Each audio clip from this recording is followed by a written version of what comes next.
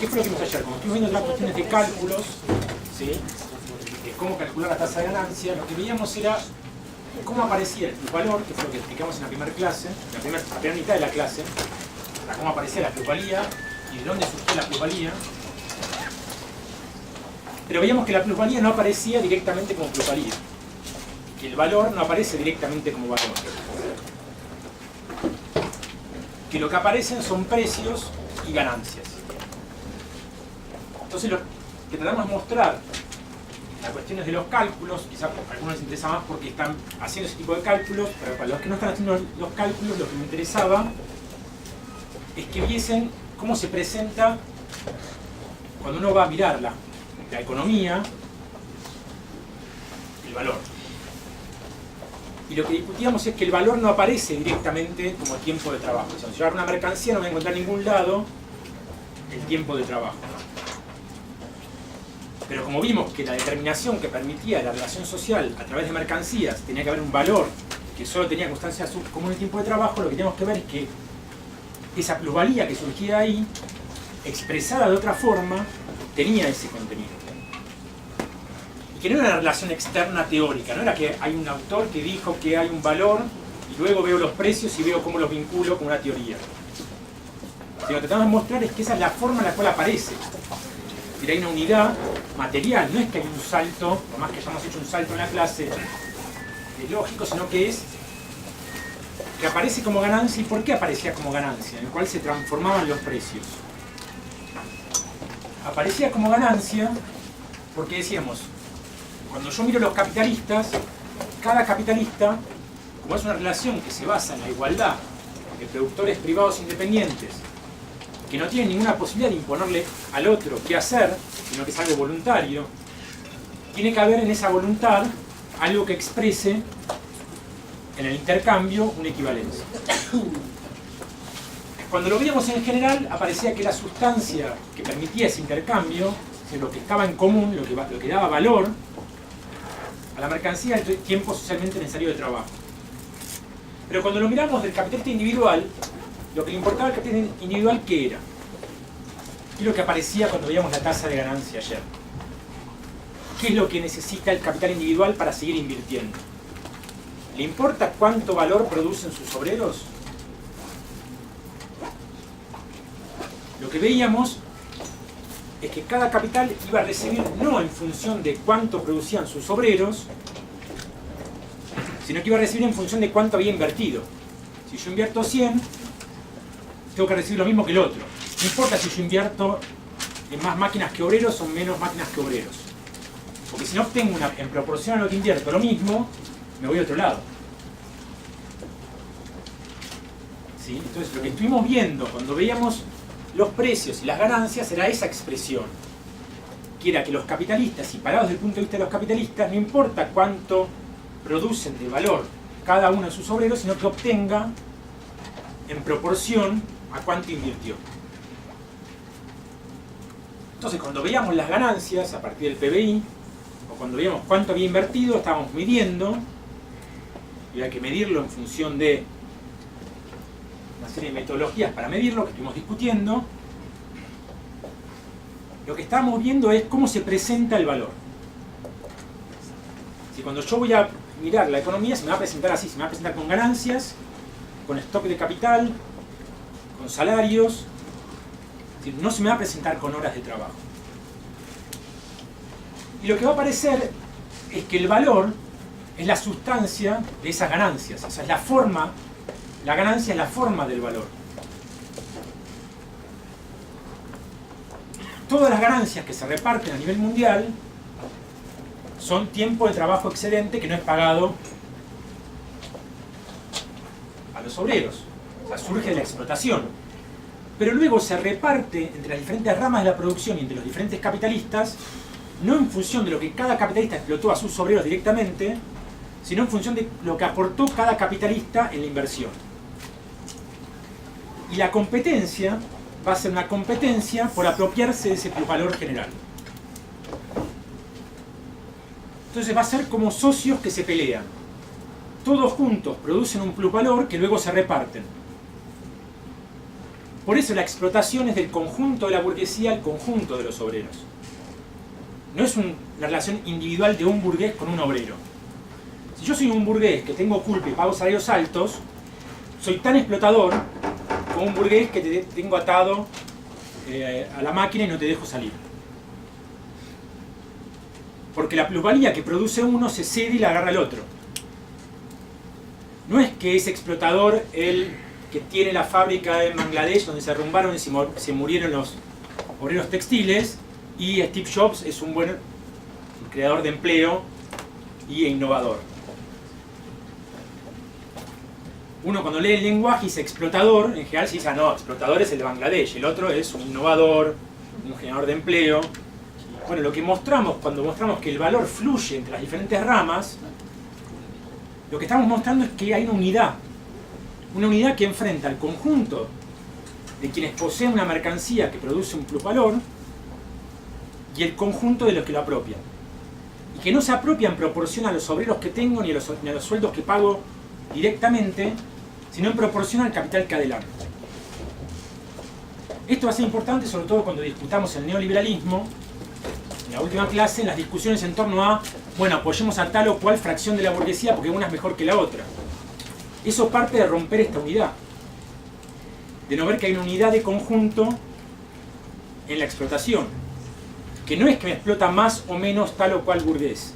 La explotación solo se puede dar a través del conjunto de los burgueses y a través del conjunto mundial de los burgueses.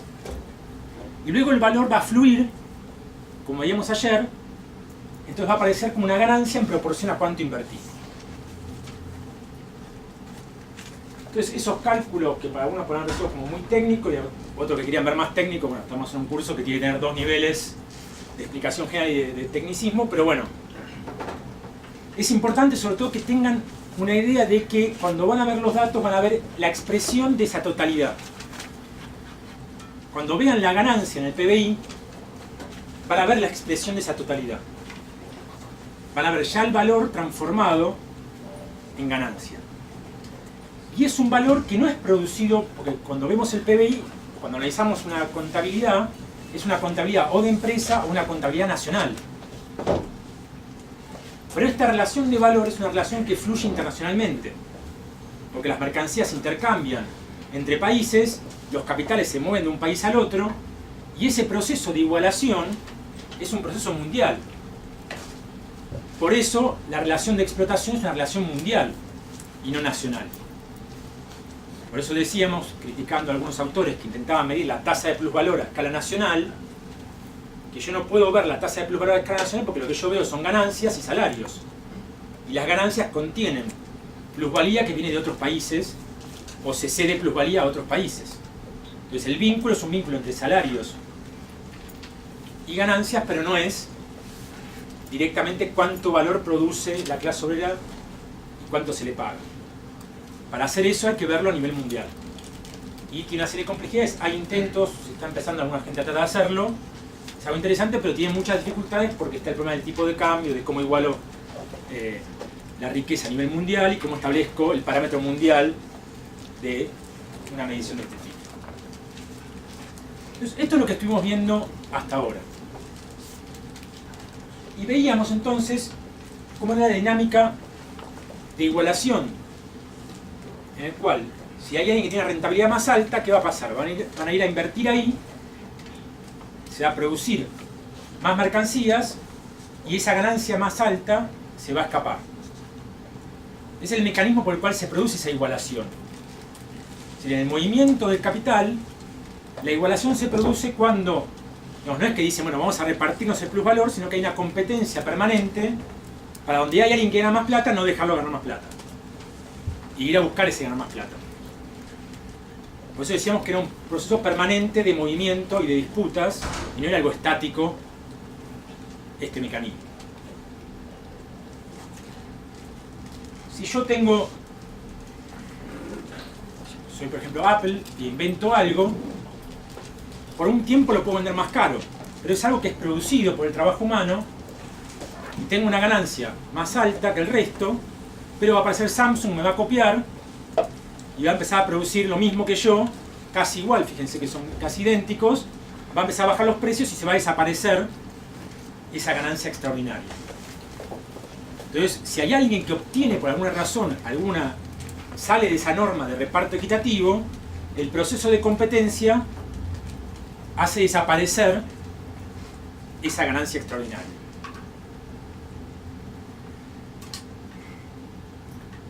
Pero vamos a ver que ese mecanismo, que es el que veníamos analizando hasta ahora, que va a volver a aparecer cuando discutamos mañana el problema de la dependencia del imperialismo, pero hoy lo que queremos ver es lo que está acá puesto como título, que es el problema de la renta de la tierra, la renta de los recursos naturales.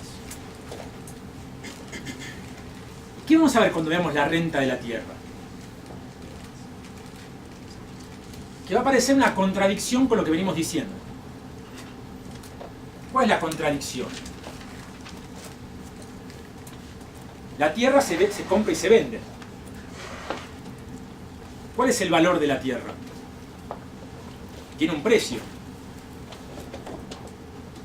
Estamos de acuerdo, tiene un precio. Si uno va a comprar tierra, va a alquilar un departamento, cualquier cosa que esté sobre un lugar físico, para construir algo, para cultivar, uno tiene que pagar para usar eso, o comprarlo. O sea, actúa como una mercancía. Se iguala frente a otras mercancías. ¿Pero tiene el carácter del resto de las mercancías? ¿Ven alguna diferencia, alguna particularidad en relación al resto de las mercancías? ¿Cuál? Producto. Fuerte. Que no es producto del trabajo. Que no es producto del trabajo. Y sin embargo se iguala con otras mercancías como si fuese producto del trabajo. Veníamos diciendo que cómo puedo intercambiar algo libremente como productor privado independiente, que nadie me puede obligar, tengo que obtener a cambio de eso algo que sea valorable. Y sin embargo la tierra no es producto del trabajo, no tiene un tiempo solamente necesario de trabajo, pero puede ser vendida o alquilada. Entonces eso va a generar, hay que explicar de dónde sale esa equivalencia cuando lo que es específico de la relación de valor diría que eso no debería existir. Pero uno no puede enojarse con la realidad, sino tiene que decir, bueno, tengo este problema. Tengo que explicarlo. Y va a ser importante explicar esto y detenernos en una clase en esto, que probablemente si uno vive en otros países quizá no le da importancia, pero si vivimos en América Latina, ¿qué tenemos el problema? Si tomamos nuestras exportaciones, por diferentes países, el total exportado, entre el 60 y el 100%, 90% de las exportaciones son materias primas. O sea, mercancías producidas en tierras. Por lo tanto, nuestra inserción en el mercado mundial, la articulación de América del Sur en el mercado mundial, se basa en mercancías producidas, a las cuales se le paga una mercancía que no tiene valor y sin embargo hay que pagarla. ¿Sí? Todos los que producen para exportar eso son capitalistas que pagan por el uso de la tierra a alguien que se atribuye a esa mercancía como un valor cuando no lo tiene. Entonces lo que vamos a tratar de indagar y responder es, por un lado, ¿por qué surge esa posibilidad de que haya que pagar algo que no tiene valor? Y por otro lado, ¿cómo medirlo? Y si llegamos, te lo vamos a ver más claramente mañana, algún tipo de qué impacto tiene en el resto de la economía. O sea, esos son un poco los problemas con los cuales vamos a ordenar la clase de hoy. Sería importante, como hay varias cosas que fui planteando que son importantes para entender lo que sigue, si hay alguna duda o pregunta, detengamos un poquito acá y aprovechemos para ver si alguien no entendió algo de la clase pasada o de lo que estamos planteando ahora. Siempre digo que si no preguntan, vamos mal. O sea, no hay exámenes. Disculpa, Sí. ¿podría explicar mejor el proceso de igualación? Bien. Ayer vimos si yo soy un capitalista, voy a querer obtener en función de cuánto invertí. Entonces, si yo invierto 100, quiero obtener, y el 20% es lo que todos van a obtener, quiero obtener el 20% en el precio de lo que venda en relación a lo que yo invertí. O sea, mi tasa de ganancia en relación a lo que invertí va a ser la misma. Supongamos que alguien innova, tiene una nueva tecnología, tiene menores costos, y entonces puede bajar un poquito el precio, pero obtener una ganancia extraordinaria, y de esa forma tener más ganancia que yo. ¿Qué va a pasar? Como es algo que yo lo puedo copiar, puedo o directamente yo invertir en la bolsa para que otro lo haga, o sea, mover capital, lo saco de algún lugar donde no genera esa ganancia extraordinaria y lo llevo a donde genera ganancia extraordinaria. Cuando hago eso, ¿qué pasa? Se empiezan a producir más de esas mercancías porque aparece otro que produce lo mismo que yo con menores costos. Entonces lo que va a terminar pasando es que todos se van a igualar en una tasa de ganancia más baja y va a desaparecer esa ganancia extraordinaria y todos van a tener de vuelta la misma tasa de ganancia. Es decir, la competencia es la forma en la cual participamos todos los capitalistas. Pensando desde el capitalista, ninguno solo, por lo que discutimos la vez pasada, participa de eso, pero los capitalistas participan del conjunto de la plusvalía mediante ese mecanismo. O sea, hay alguien que tiene una ganancia por arriba, mediante el producir más, lo que termina haciendo es que se termina nivelando la ganancia media. ¿Por qué? Porque si obtengo menos, dejo de invertir. ¿Es un proceso de regulación automático? Es un proceso de competencia. En la competencia puede ser, entra lo financiero, entra el Estado, porque a veces el Estado actúa como un agente de la competencia, y hay muchos mecanismos de la competencia. Son todos los mecanismos por los cuales yo logro acceder a eso. No es un mecanismo puro, como dice la economía neoclásica, en el cual eso funciona automáticamente. Es una batalla, porque el que está ahí no quiere que el otro entre, y se van a estar peleando todo el tiempo. Pero el mecanismo por el cual opera es todos los mecanismos que hacen a la competencia. Incluso puede ser un mecanismo, en algunos lugares puede ser incluso por la fuerza, o por leyes, o por expropiaciones. Todo lo que vaya haciendo que me permita a mí obtener esa ganancia extraordinaria y eliminarla para apropiarla yo.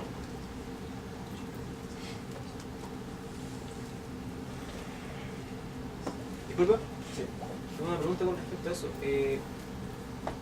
Cuando nosotros estábamos viendo ayer, realmente cuando uno llega a la conclusión de que no necesariamente la suma de los precios es igual a la suma de los valores, porque... No, la suma de los precios es igual a la suma de los valores. Sí, pero lo que yo me refiero es que cuando el trabajador está trabajando y produce en unidades de tiempo determinadas, en horas por ejemplo, en determinadas horas, y el producto, la mercancía sale hacia el exterior, hacia el mercado, hay un momento en que el valor, por ejemplo, puede estar sujeto también a que hayan pérdidas y que de alguna manera el valor de lo que produjo el sujeto ahí en la fábrica o donde sea, ya ni siquiera se condiga con lo que está en el mercado. O sea, finalmente, ¿cómo decirlo? Hay un precio, por así decirlo, inicial en que entra al mercado y entra en la competencia y después se puede disparar, puede bajar. Hay un precio como inicial por el basal que puede... Por eso el valor es social. No es el tiempo individual del trabajador, sino el tiempo que reconoce la sociedad. Entonces, si yo trabajo y produzco una mercancía, la guardo, espero 20 años y la voy a vender, no se me va a reconocer lo que yo tardé. Se va a reconocer lo que se tarda ahora en producir eso. O yo soy un artesano, produzco, no sé, comida individualmente y voy a venderla. Hago hamburguesas. Supongamos que son las mismas hamburguesas que McDonald's, no es que les pongo un poco mejor de calidad. El precio que se va a reconocer es el de McDonald's, que tiene toda una industria. O sea, el tiempo que gasté yo individual en producir la hamburguesa, no importa.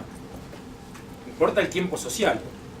Pero lo que vos decís de que efectivamente hay empresas que producen con tiempos excesivos, lo que le va a pasar es que no van a reconocerle ese tiempo como válido.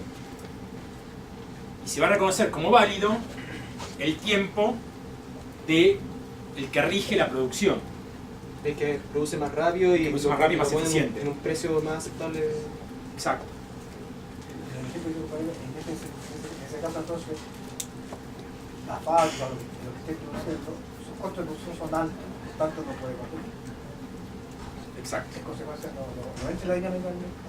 Va a terminar o a pérdida, o sea, no se le reconoce el valor, y entonces, ahora vemos estos gráficos y un poco vamos a explicar eso. Si yo soy ineficiente, voy a tener mayores costos que la media, el precio lo va a fijar el eficiente y me va a empezar a fundir.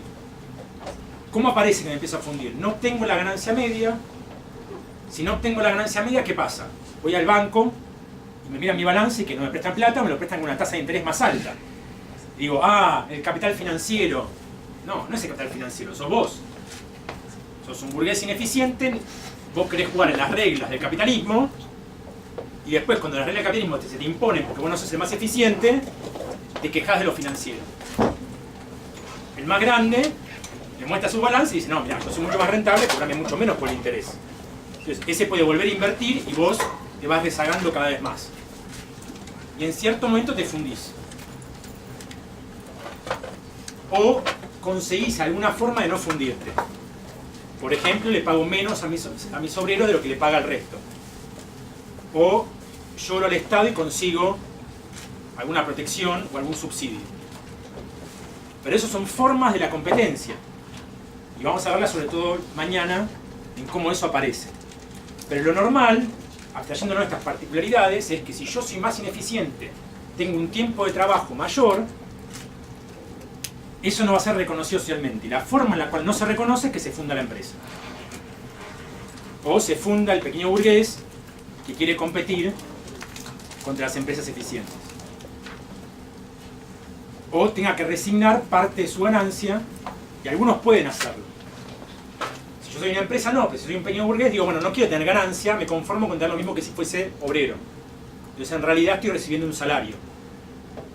Se presenta como que soy independiente, soy cuentapropista, tengo otra forma de relacionarme, soy libre, pero como no existe la libertad, o como la libertad es la forma de la explotación, sos libre, pero el precio al cual vas a vender en tu libertad está impuesto porque tenga valor.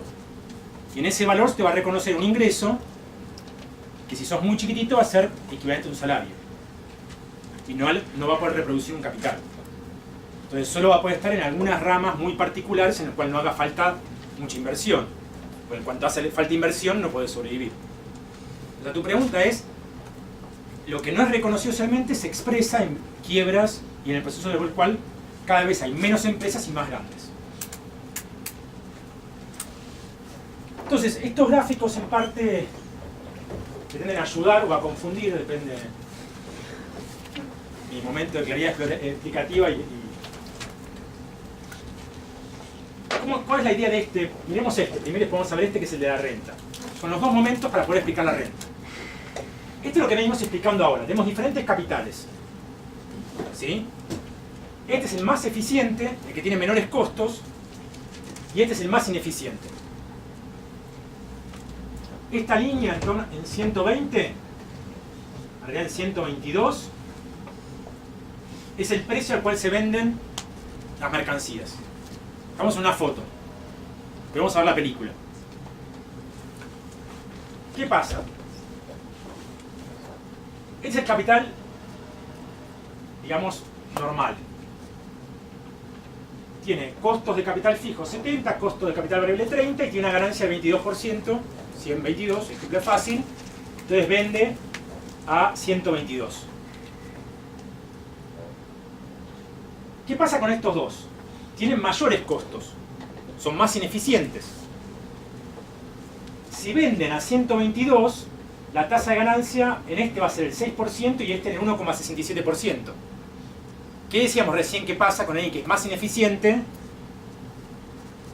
O sea, que tarda más en producir las mercancías.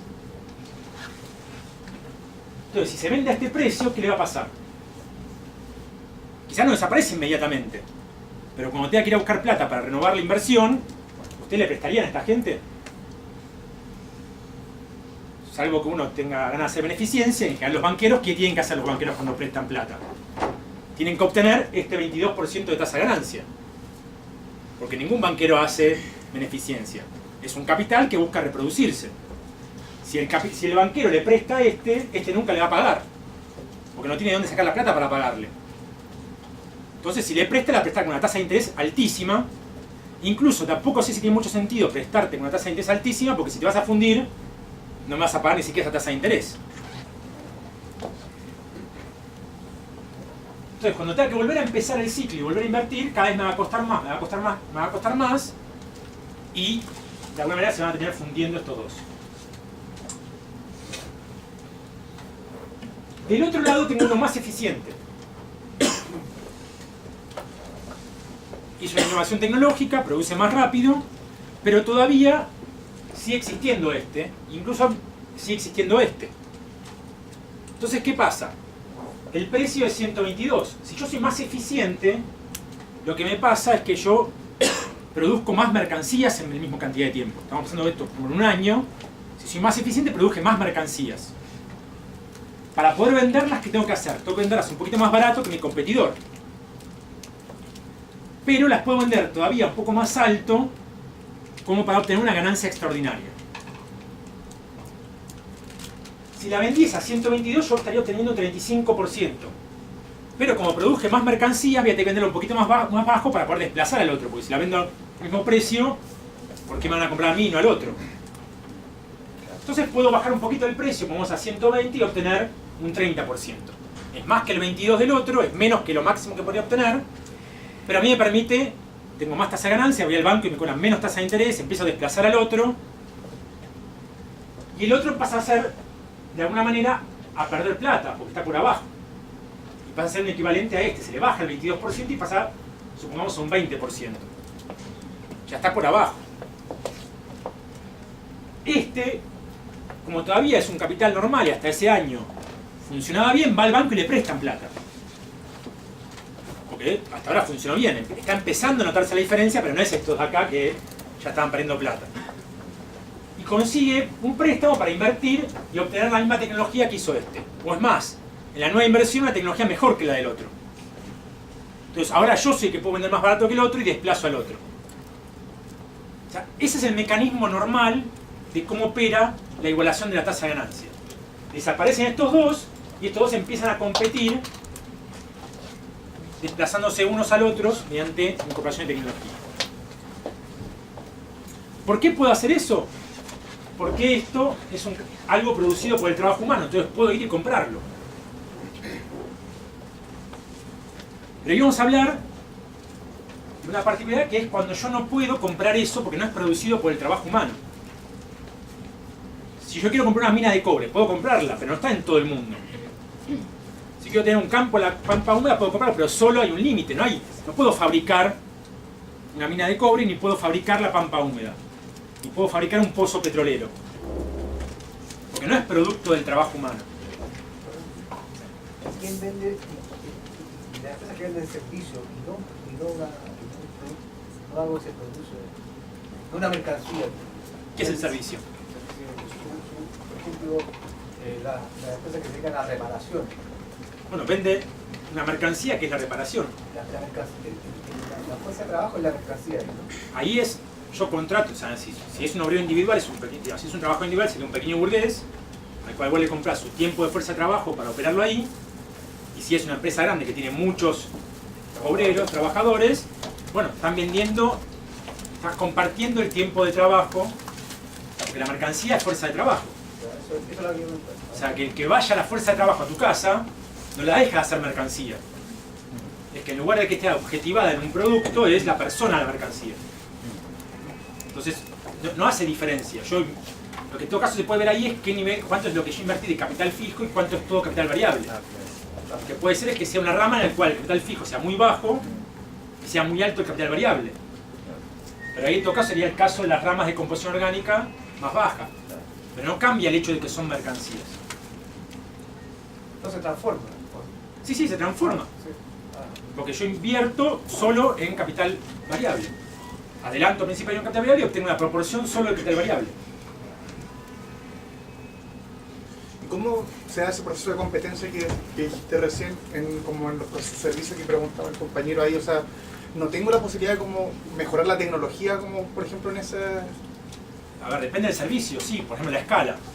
Antes eran plomeros individuales, había empresas de seguro que tienen 300 plomeros para pagarle menos sueldo y tienen, no sé, todos camioncitos para eso, unas cosillas que hay, pero como en España hay seguros de plomería.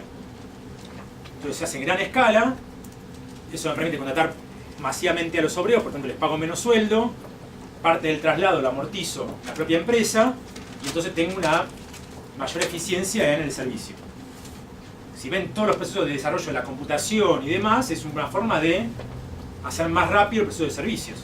Consultorías, o sea, cualquiera que trabaje en una empresa de servicios sabe que la presión para aumentar el ritmo de trabajo y la productividad está presente. No es que porque no está digamos, el torno o la máquina no te presionan porque trabajes más rápido. Y en todos los trabajos, si son médicos, los consultorios pasan a ser que tengan que tener tantas sesiones, te cortan las cantidades de sesiones. Sos kinesiólogo, antes el kinesiólogo se ocupaba de todo y ahora se ocupa solo una cosa y tiene boxes. Si alguna vez algunos juegan al fútbol y se tuvo una lesión, pero digamos, antes te atendían y ahora te ponen en casillas y es casi algo automático, en el cual tiene 5 o 6 pacientes a la vez. Si en todos los rubros aparece esta presión por aumentar la productividad como forma de la competencia. Ahora bien, tenemos el caso de la Tierra. ¿Qué pasa en el caso de la Tierra? Estamos acá, vamos a hacer el ejemplo de la tierra agrícola, que es un poco más simple, y supongamos que estoy en una tierra muy poco fértil, a la derecha, y la tierra más fértil de todas. Fertilidad que es, digamos, no producida por el trabajo humano. Conocemos un pozo petrolero. Petróleo que está muy profundo y muy caro de sacar, y petróleo que pongo un palito y sale automáticamente.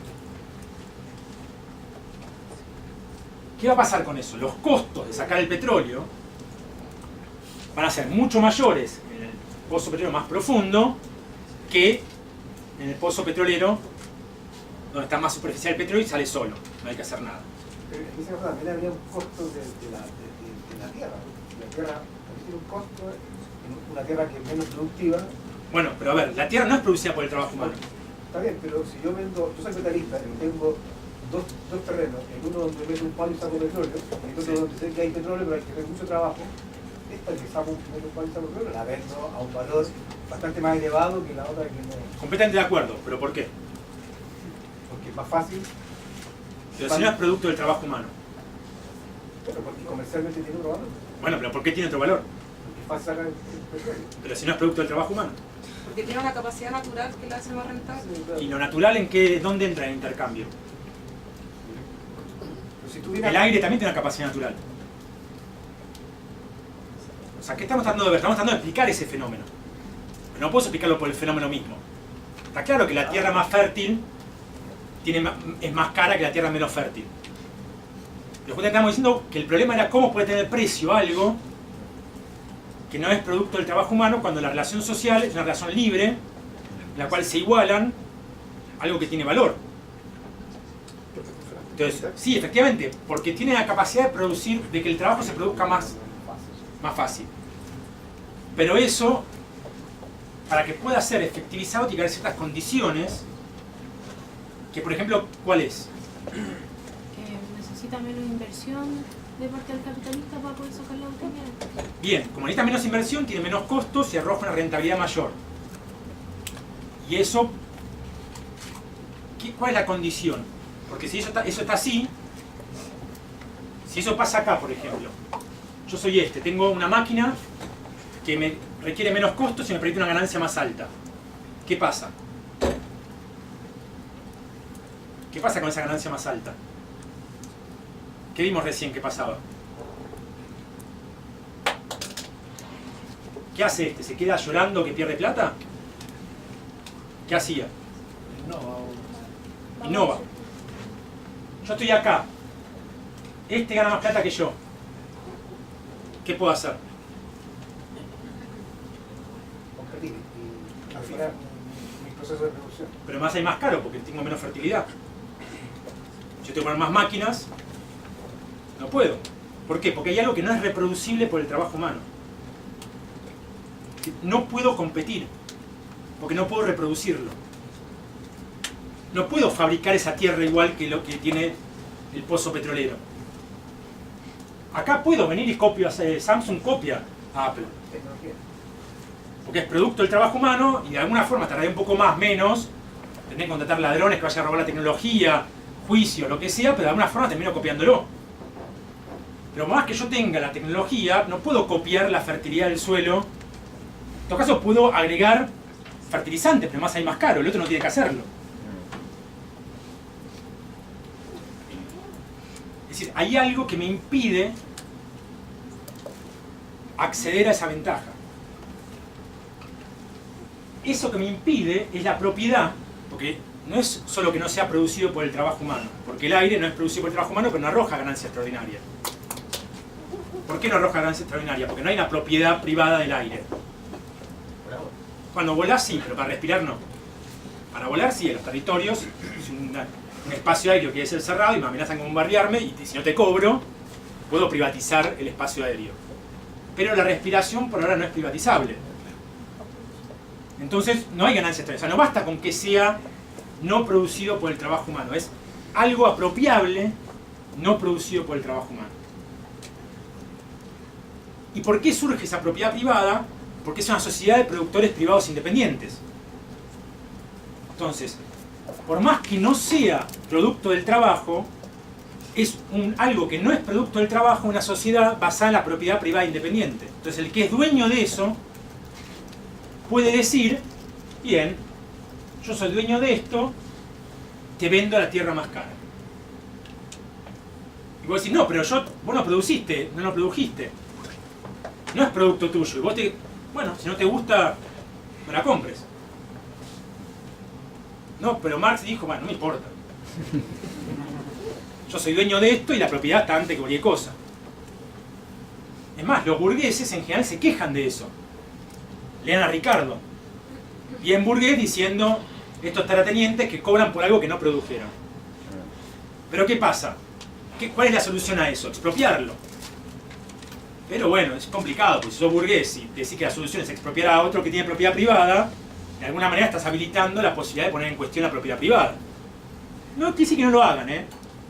Hay muchas empresas estatales de petróleo, hay mucha estatización de la tierra petrolera y es la mejor forma de desarrollar el capitalismo.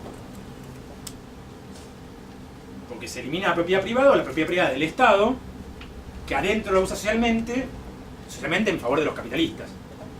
Y afuera, pero para afuera es privado, entonces no deja de ser privado. Hacia adentro puede ser estatal, pero hacia afuera sigue siendo privado. Es decir, no hay forma en el capitalismo de solucionar este problema. Porque incluso cuando lo estatizo, para los otros países es privado. Entonces la propiedad privada de un bien no reproducible me permite que ahí donde hay menores costos para producir algo, el que sea dueño de eso puede cobrarlo más porque efectivamente habilita a una mayor productividad del trabajo.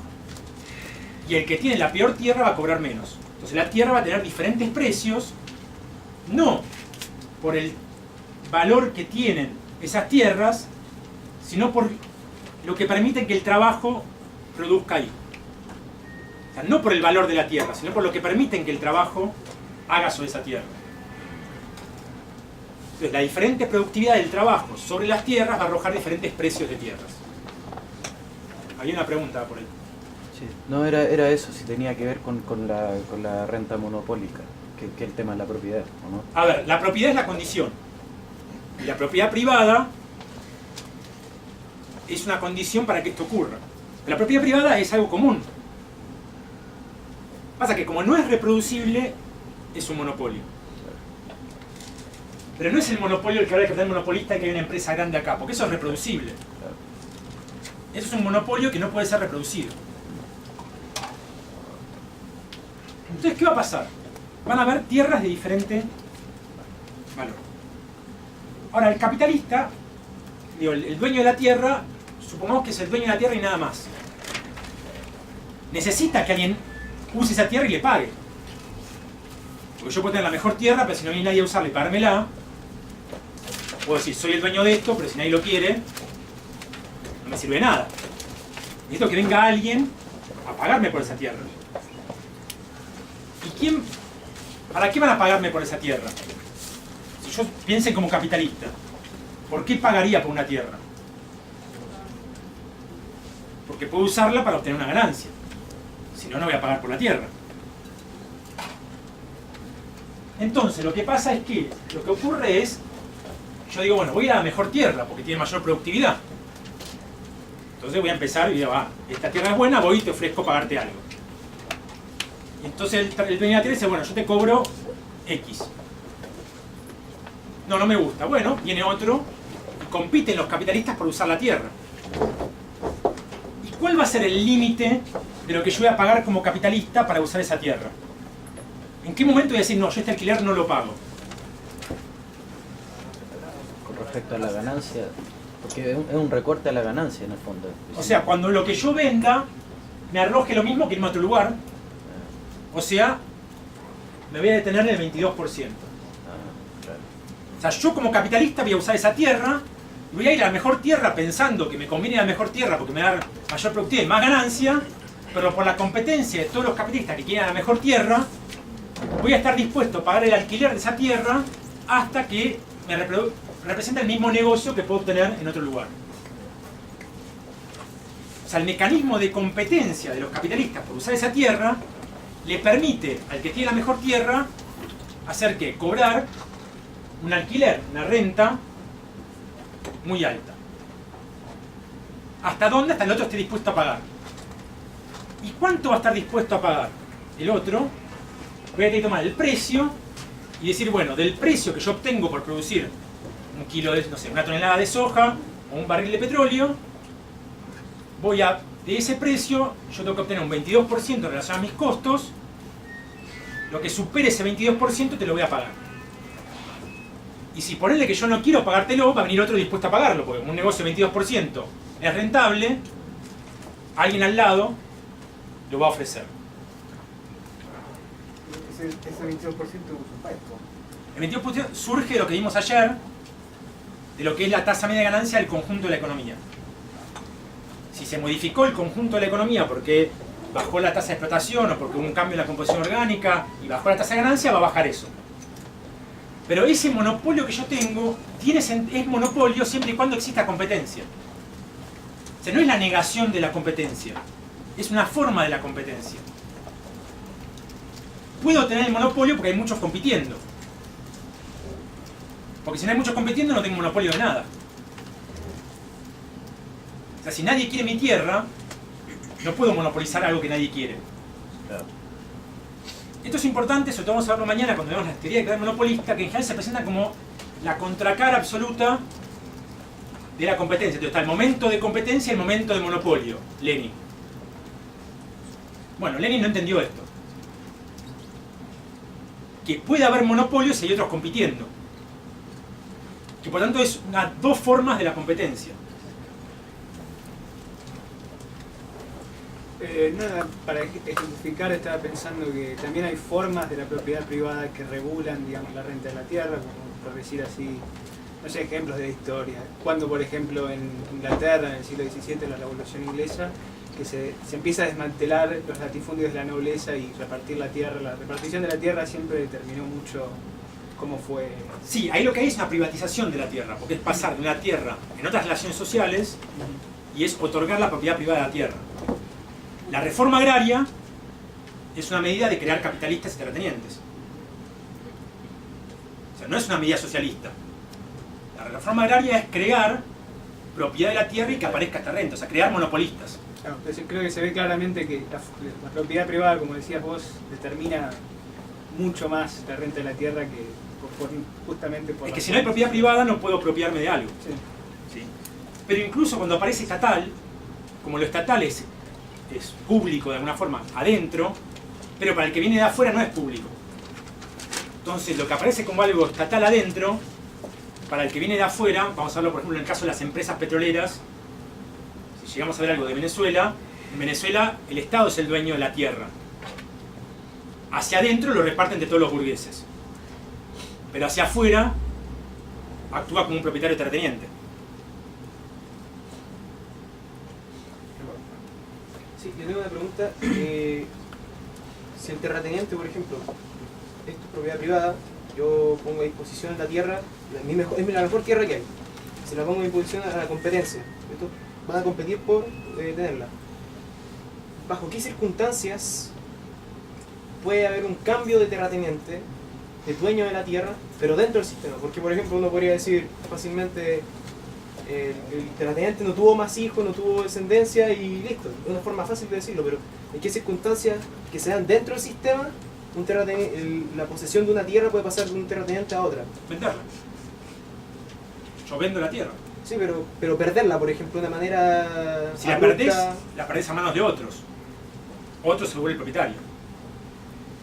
Digamos, si se la roban o si se la ocupan, el otro se vuelve el propietario. Y para poder obtener algo de esa tierra, tiene que alquilarla a alguien que pague esa renta.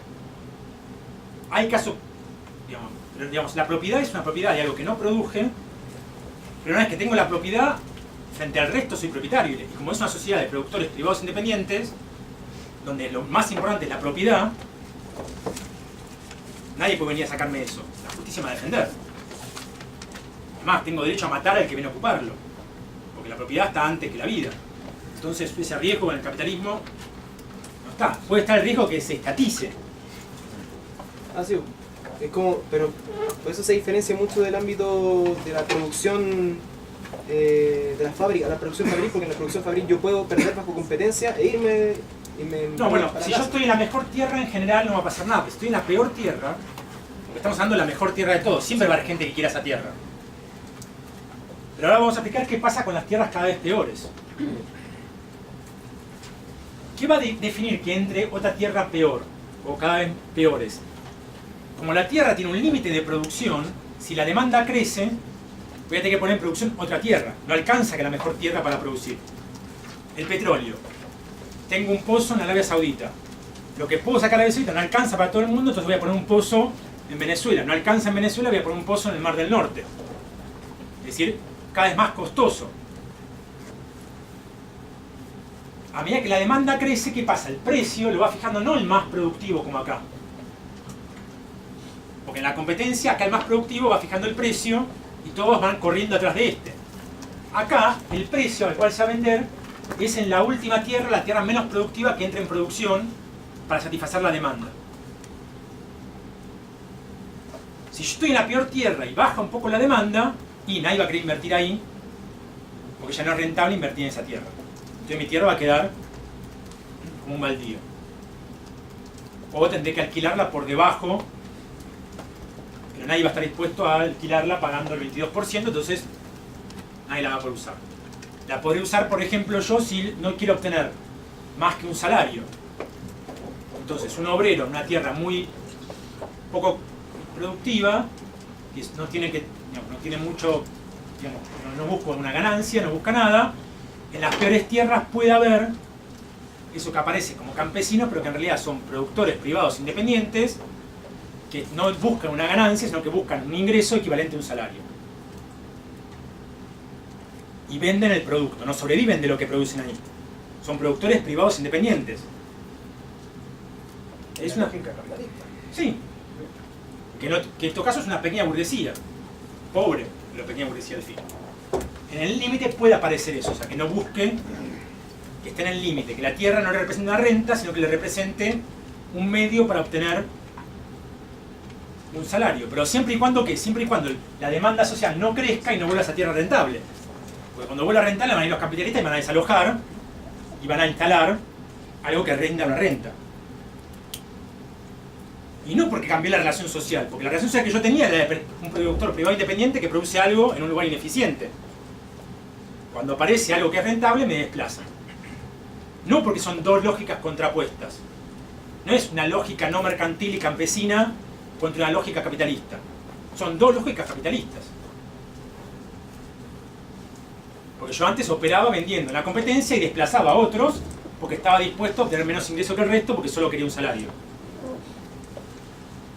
Cuando eso se vuelve rentable y arroja una renta, entonces mucho lo que pasa, por ejemplo, en el MST de Brasil y muchos lugares en el cual tierras que no eran rentables sube la demanda social y se vuelven rentables y desplazan a una población que no es que tenía otra lógica, tenía la misma lógica, y por eso muchas veces digamos, la discusión política se vuelve no entre contraponer dos lógicas, sino entender la lógica para poder operar sobre ella. Como dijimos, todo esto es para entender la realidad y transformarla. Si yo creo que son dos lógicas diferentes, creo que hay que actuar de una forma. Si lo que opera en esa relación es el capital, mi acción política no tiene que ir a reivindicar otro tipo de producción, sino ver cómo actúo frente al capital. Entonces, en la peor tierra es la que va a estar rigiendo el precio.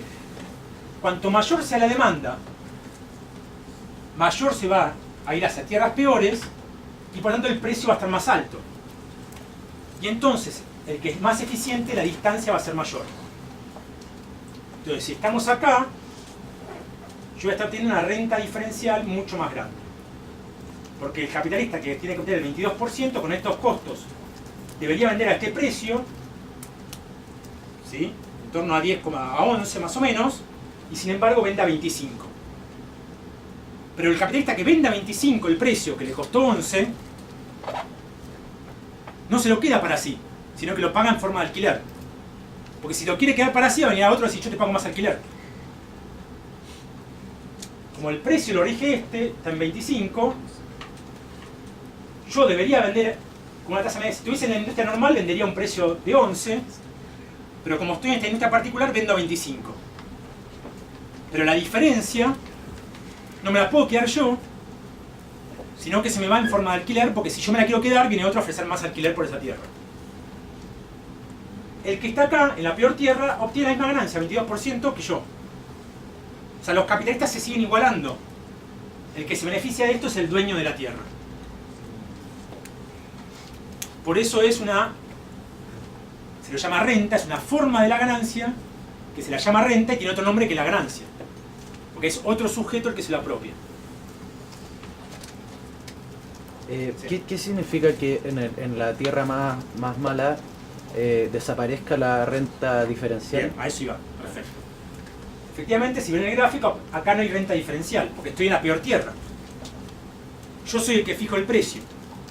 Lo único que hay es pago un alquiler muy chico, porque el dueño de la tierra, si no, no me la va a dar. Pero no está fijado porque hay un precio de una tierra peor, porque esa es la peor.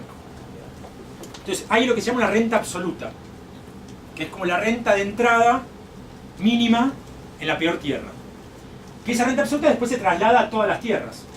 Porque si pago eso, ¿por qué no vas a pagármelo a mí, que tengo la mejor? Entonces aparecen todos. Pero en la peor está. Sería largo discutir por qué está posible. Se los dejo para cuando hagan el curso en el GEM del Capital y vayan al capítulo de renta de la tierra. Ahora bien, ¿me siguen hasta acá? ¿Hay alguna pregunta? ¿Ven la diferencia? Sí.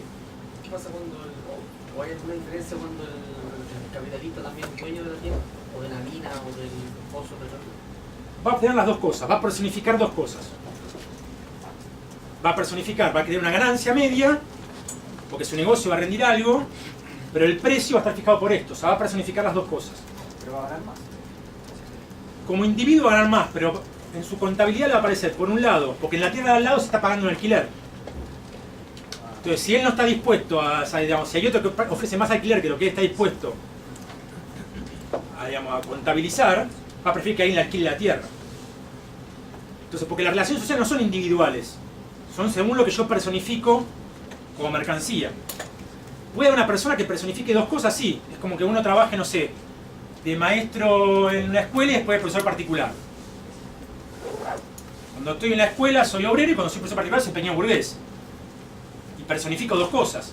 Y tengo dos fuentes de ingreso. Pero tengo muy claro en qué lugar. O sea, en un lugar voy a pelearme en el sindicato por aumento salarial y en otro lado voy a tener una relación con mis clientes diferente. Pero personifico los dos ingresos. Porque las relaciones no son personales. A diferencia del feudalismo, la esclavitud, en el cual yo no podía ser esclavo y esclavista. Porque estaba mi personalidad puesta en esa relación. Entonces, si tengo los dos, aparecen las dos categorías de ingreso igual. Lo que me puede llegar a dar en la circunstancia histórica es cierta flexibilidad cuando hay una baja de precio en no sé, cuando voy a pedir un préstamo, hacer pasar la renta como ganancia o moverlo un poco, me da cierta flexibilidad. Pero como esto es sabido, las diferencias, porque están otros lados donde esto no ocurre, digamos, esa diferenciación aparece. No sé si responde igual, si no hay que verlo en concreto cuando aparece así. Pero en principio no cambia el carácter, no es que si yo soy el dueño me convertí en puro terrateniente o puro capitalista. Voy a tener un ingreso que corresponde al 22% de capitalista, una parte del precio que corresponde a eso y una parte del precio que tiene por tener algo no reproducible. O sea, el precio de venta va a ser el mismo.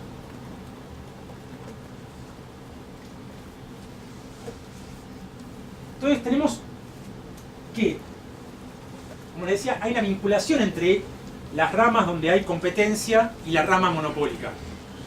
Porque el límite del arrendamiento lo rige lo que pasa acá. El capitalista tiene que tener el 22% igual que acá. Y si acá pasa a obtener menos, acá va a estar dispuesto a pagar más alquiler y obtener menos. Es decir, la magnitud de la renta, de lo que apropia el dueño de la tierra, está vinculado directamente con la rama en la cual está la competencia normal. No son dos cosas completamente escindidas. Hay una unidad. Ahora bien, ¿por qué nos interesa tanto ver la renta? Porque decimos que América Latina exporta mercancías que tienen renta. Es decir, mercancías en las cuales se vende por 25 algo que normalmente debería venderse, suponiendo que tenemos las mejores tierras, la mejor mina de cobre, la mejor campo para la soja, el mejor pozo petrolero, dependiendo de cada país. El precio en términos de un capitalista normal es 12, pero lo vendo a 25.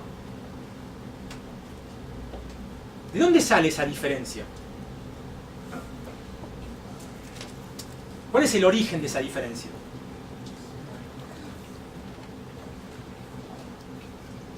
Las mejores condiciones naturales. Pero las mejores condiciones naturales no son tiempo de trabajo.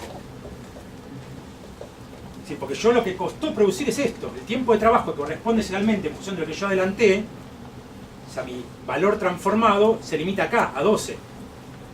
Pero yo vendo 25. Puedo vender 25 porque hay una tierra peor.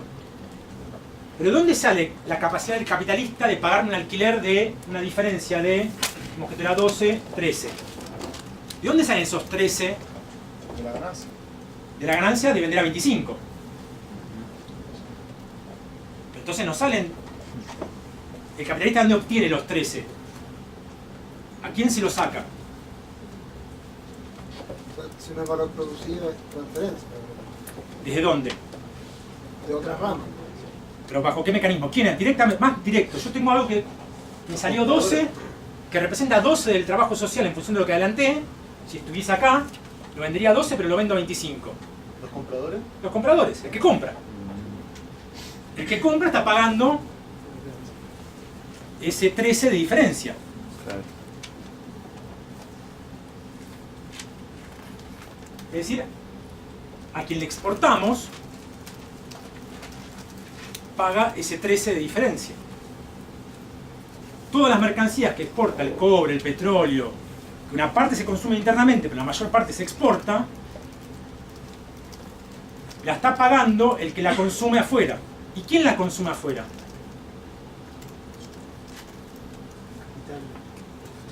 ¿Quién compra el cobre? ¿Quién compra la soja? ¿Quién compra el petróleo? Industriales. Las burguesías, los industriales de los otros países que se ven obligados a pagar la renta que llega al dueño de la tierra. Es decir, es una transferencia de valor o una transferencia de ganancia, porque vimos que transferencia de valor hay todo el tiempo. Pero esto no es una transferencia normal de valor en las igualaciones de la tasa de ganancia.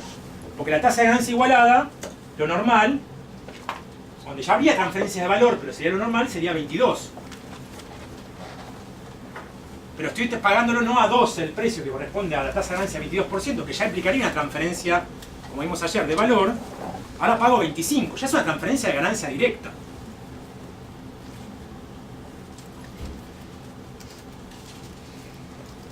En principio eso va a parar al dueño de la tierra. Entonces va a parar el que compra, que es el burgués industrial que lo compra como insumo, y compra más caro las mercancías producidas en condiciones no reproducibles que las mercancías producidas en condiciones reproducibles. Si la compro más caro, eso me va a implicar que estoy cediendo parte de mi ganancia hacia el dueño de la tierra. ¿Sí siguen lo que está pasando? Obviamente no le conviene a los capitalistas que mientras más ganancia se vaya la renta. O sea, estaba pensando como en un caso histórico de la clase capitalista en el siglo XIX, digamos, y su interés porque la tierra pasara a la propiedad del Estado. Bien, pero si digamos, yo exporto, ejemplo. supongamos que está en manos del Estado, pozo petróleo en Venezuela. El dueño es el Estado. Yo exporto y voy a cobrar 25, no voy a cobrártelo a 12. O sea, no se salva de esa manera. O sea, dentro de Venezuela se irá a parar al Estado y el Estado verá qué hace con eso. Y ahora vamos a ver qué hace con eso. Pero para el de afuera, le da igual que sea el Estado o que sea privado, porque para adentro es estatal, pero hacia afuera el Estado actúa como privado. Entonces, para los capitalistas de adentro del país, les conviene que sea estatal. Pero para los de afuera, no les cambia, salvo que entren al país. Entonces, de ahí sí, entro al país y me aprovecho de que es del Estado. Pero tengo que entrar. No puedo desde afuera, porque desde afuera voy a pagar 25. Para poder usarlo de alguna manera sin esa renta, tengo que estar adentro. Entonces, por ejemplo, la nafta en Venezuela adentro se vende regalada. Afuera se la cobra 25. Bueno, ¿cómo le dicen nafta acá? Benzina. Benzina. O sea, ¿se ve? O sea, yo soy un industrial que utilizo benzina en Venezuela, adentro, sea nacional o extranjero, le voy a pagar regalada. Pero si compro el barril de petróleo afuera, lo pago con renta. Porque la propiedad privada sigue existiendo. Incluso cuando socializo la producción en un país. Porque hacia afuera el privado, por más que hacia adentro esté socializado. En la venta en la venta de la materia prima hay competencia. Por ejemplo, el petróleo. Hasta los años 70, Estados Unidos compraba petróleo muy barato. Y ellos regulan, se ponen bueno, ahí hay, o sea, hay que estudiar en concreto porque aparecen, como yo en el petróleo tengo la posibilidad de cerrar la canilla. ¿Qué significa eso? Lo que no vendo ahora lo puedo vender después. En el agro no. Me puedo demorar y No pasa nada porque lo tengo guardado y sigue estando ahí. En el agro no, porque si no cultivo, un cultivo que hago no es que se acumula y puedo venderlo después. Entonces, en la minería y en el petróleo, tengo la posibilidad de en ciertos momentos poder decir, ah, no te vendo. Y hago subir el precio. Pero tiene un límite, ¿por qué? Porque a un momento tengo que vender, porque si no, ¿para qué quiero tener algo que no vendo? Pero puedo cerrar un poco, pero no puedo cerrarlo en forma absoluta. Y aparte, si lo cierro mucho, y hago subir mucho el precio, ¿qué pasa? Entra en producción una tierra peor. Porque algo que no era rentable pasa a ser rentable. Entonces lo puedo hacer, me gano un poco más de plata, que si el 70 hago eso y entra el Mar del Norte. Y me descubren el Mar del Norte y me invaden de petróleo y tengo que rápidamente abrir. Porque si no, no vendo. O sea, el petróleo sigue usándose. Incluso no podría decir, puede aparecer un sustituto. Siempre esa posibilidad de salir. Pero cuando salgo, encarezco y habilito a peores tierras. Eso podría ser como el gas. Chile compra el gas. No se entiende con Bolivia. Bolivia dice no tenemos, no sé, pero y ellos van y lo buscan en otro lugar. Claro, sale más caro. Sale más caro, pues. Bueno, pero entra. Esto de Bolivia hay que venderlo a ese precio, pero si lo vende a ese precio, bueno, un poquito más barato, porque eso se lo compra el otro. Ya voy perdiendo esa capacidad. No es algo absoluto. Existe, pero es relativo. Entonces, ¿cómo venimos con el tiempo? Sí, vamos a ver. Tenemos una fuente de riqueza que aparece algo no producido con el trabajo humano que encontramos de dónde viene. Es la apropiación privada de algo no reproducible que me permite venderlo más caro que lo que me corresponde por lo que yo invertí, y esa diferencia se presenta como algo que la paga el que lo compra y es apropiado por el dueño de la tierra. Entonces, ¿cómo se tiene que expresar esto en términos empíricos? A grandes rasgos, ¿qué tienen que, si yo tengo que ver la rentabilidad de lo que invierto y al precio que vendo, ¿dónde voy a tener una tasa de ganancia más alto? Sin diferenciar entre renta y ganancia. O sea, yo estoy en esta rama y veo todo junto, ganancias y rentas. ¿Qué es lo que va a pasar? ¿Dónde va a ser más alta la tasa de ganancia? Invierto algo y vendo a este precio.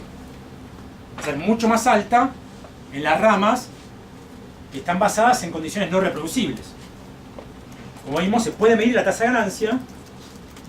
Entonces tenemos, por ejemplo, Venezuela. Tasa de ganancia petrolera contra tasa de ganancia no petrolera o manufacturera. Siempre está por arriba. En algún momento, cuando bajan mucho los precios, se acerca, pero después la tasa de ganancia es mayor. Tasa de ganancias medidas, como lo habíamos discutido ayer, calculo el stock de capital, calculo los ingresos, le resto los consumos, le resto el salario, le resto todos los costos. Como la parte de la renta de la tierra no es un costo, cuando veo el precio, me va a aparecer, ahí no estoy diferenciando qué es renta de qué es ganancia. En esta curva está toda la ganancia del sector petrolero. ¿Sí? Entonces ahí vemos la diferencia entre la rentabilidad de una rama que tiene condiciones no reproducibles de las ramas donde se puede reproducir. Y lo podemos ver para diferentes países. En el caso agrario, en Argentina, el agrario está por arriba siempre del industrial, salvo un par de años en los cuales se juntan. Si lo vemos para Brasil, similar. Y los compañeros del CIFTA están haciendo un trabajo en el cual se ve lo mismo para el cobre en Chile. ¿Qué muestra eso? Que hay una rentabilidad mayor en las ramas que tienen condiciones reproducibles. Es decir, que lo que yo exporto tiene una rentabilidad mayor que las ramas industriales. Pero la tasa, o sea, si sumamos renta y ganancias en sectores de ese tipo, ¿afecta la tasa media y se distorsiona la tasa media? ¿Eso estamos diciendo? ¿O? La tasa media esta tasa media ya tiene adentro mercancías que tuvo que pagarle a este sector. O sea, todas las tasas de ganancias industriales están pagando, o sea, en los costos de los salarios, por ejemplo, están alimentos que fueron pagados con renta. En los costos de los industriales hay combustible que fue pagado con renta.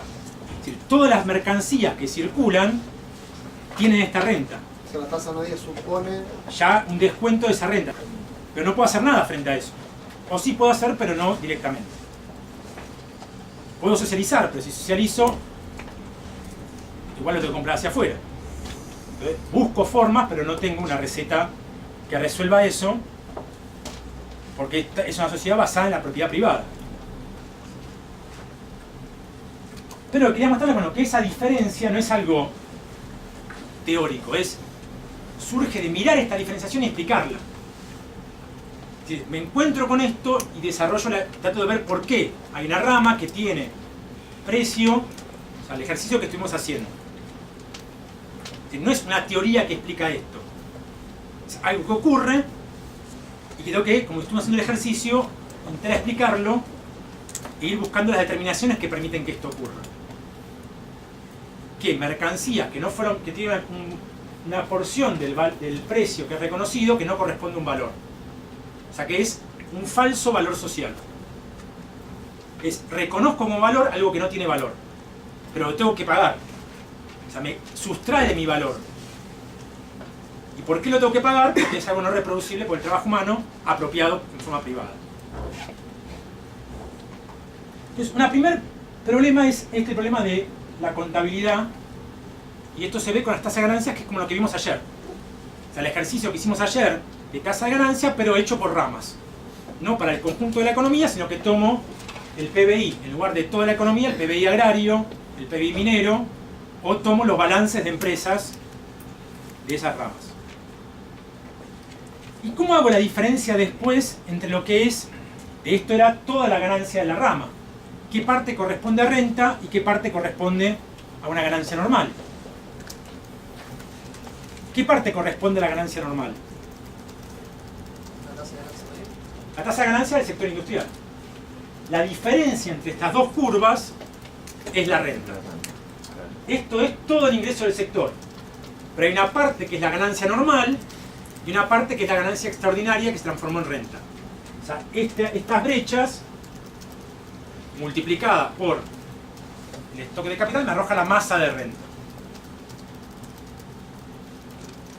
O sea, tengo que restarle que el que invirtió en la tierra petrolera, en la tierra del cobre o en la tierra agraria, tiene que obtener lo mismo que obtiene en otras ramas. La ganancia por arriba de lo que obtiene en otras ramas es la renta, y esa ganancia se le va a escapar de las manos al capitalista y va a ir a parar al dueño de la tierra. ¿En qué condiciones se puede dar la relación inversa? O si es posible dentro de una economía capitalista. O sea, que la tasa de ganancia industrial sea mayor que la tasa de ganancia agraria. Ahí tenés. Ya. Estados Unidos. Ah. Hasta los 80 me doy por arriba y después me voy a otro país a buscarlo. Porque la rentabilidad del sector petrolero de Estados Unidos ya es pozos muy viejos, son los primeros pozos que entran en producción, los de Texas y otros lugares, ya la rentabilidad es muy baja, entonces me voy a buscarlo a Irak, a Venezuela, y voy a tratar de pagarlo lo menos posible. Si ya en realidad lo que está pasando acá es que casi tengo que subsidiar a esta rama, porque si no, no se reproduce. Otro caso es el agro en Europa. Tengo que protegerlo, subsidiarlo, porque tiene costos tan altos que no puede competir con las exportaciones de América Latina. Entonces hago proteccionismo, hago transferencias para subsidiarlo. Pero, digamos, son casos particulares. En ese caso, Estados Unidos tiene que ver con una especie de como desplazamiento histórico de la plusvalía relativa a la plusvalía absoluta, en el sentido más general de la desindustrialización, por ejemplo. ¿O no? Yo te diría que no, sería complejo meternos en eso. Yo lo que diría es que los pozos se van agotando y se hacen más caro sacar el petróleo. O sea, pozos muy viejos, se va agotando el petróleo y cada vez que es más profundo, tienes que meter más presión, más tecnología y se te hace más caro. Entonces, esto lo que mostraba es, tomo la diferencia entre la tasa de ganancia del sector rentístico, o sea, esas dos curvas, la más alta, menos la tasa de ganancia normal, y lo multiplico por el capital que invertí, y me va a dar lo que es la renta. La masa de renta, ya no los niveles de tasa, sino la masa de renta.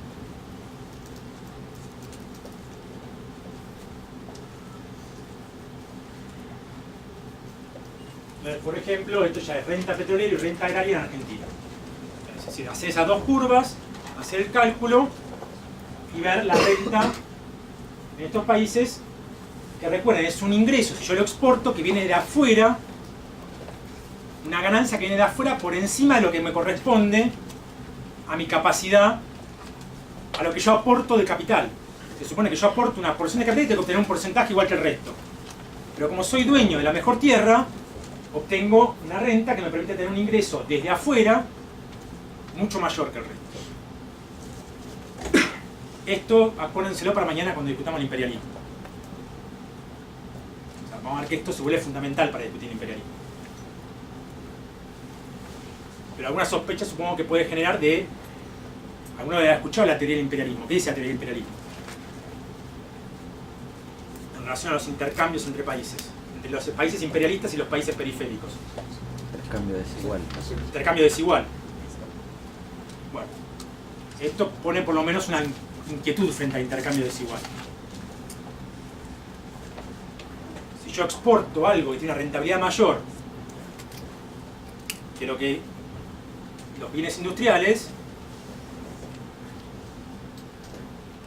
por lo menos debería hacerme cuestionar esa idea. Vamos a ver bien mañana, pero digo, es un ingreso que viene de afuera. ¿Y de quién? Del que compra eso.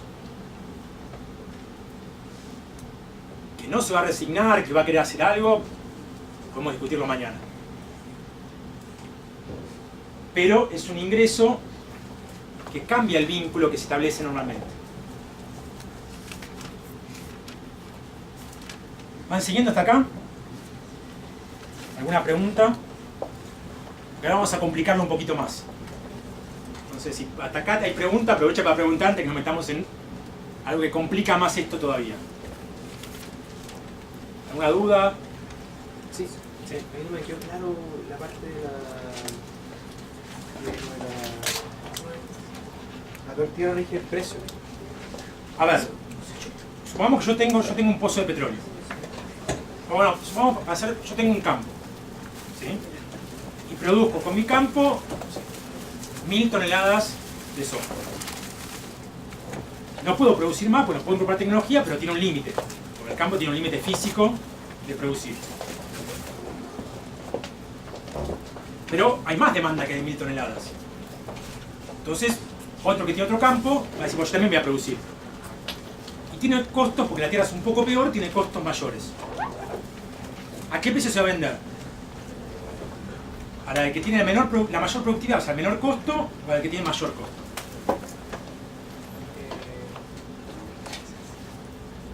Me estoy perdiendo, no sé.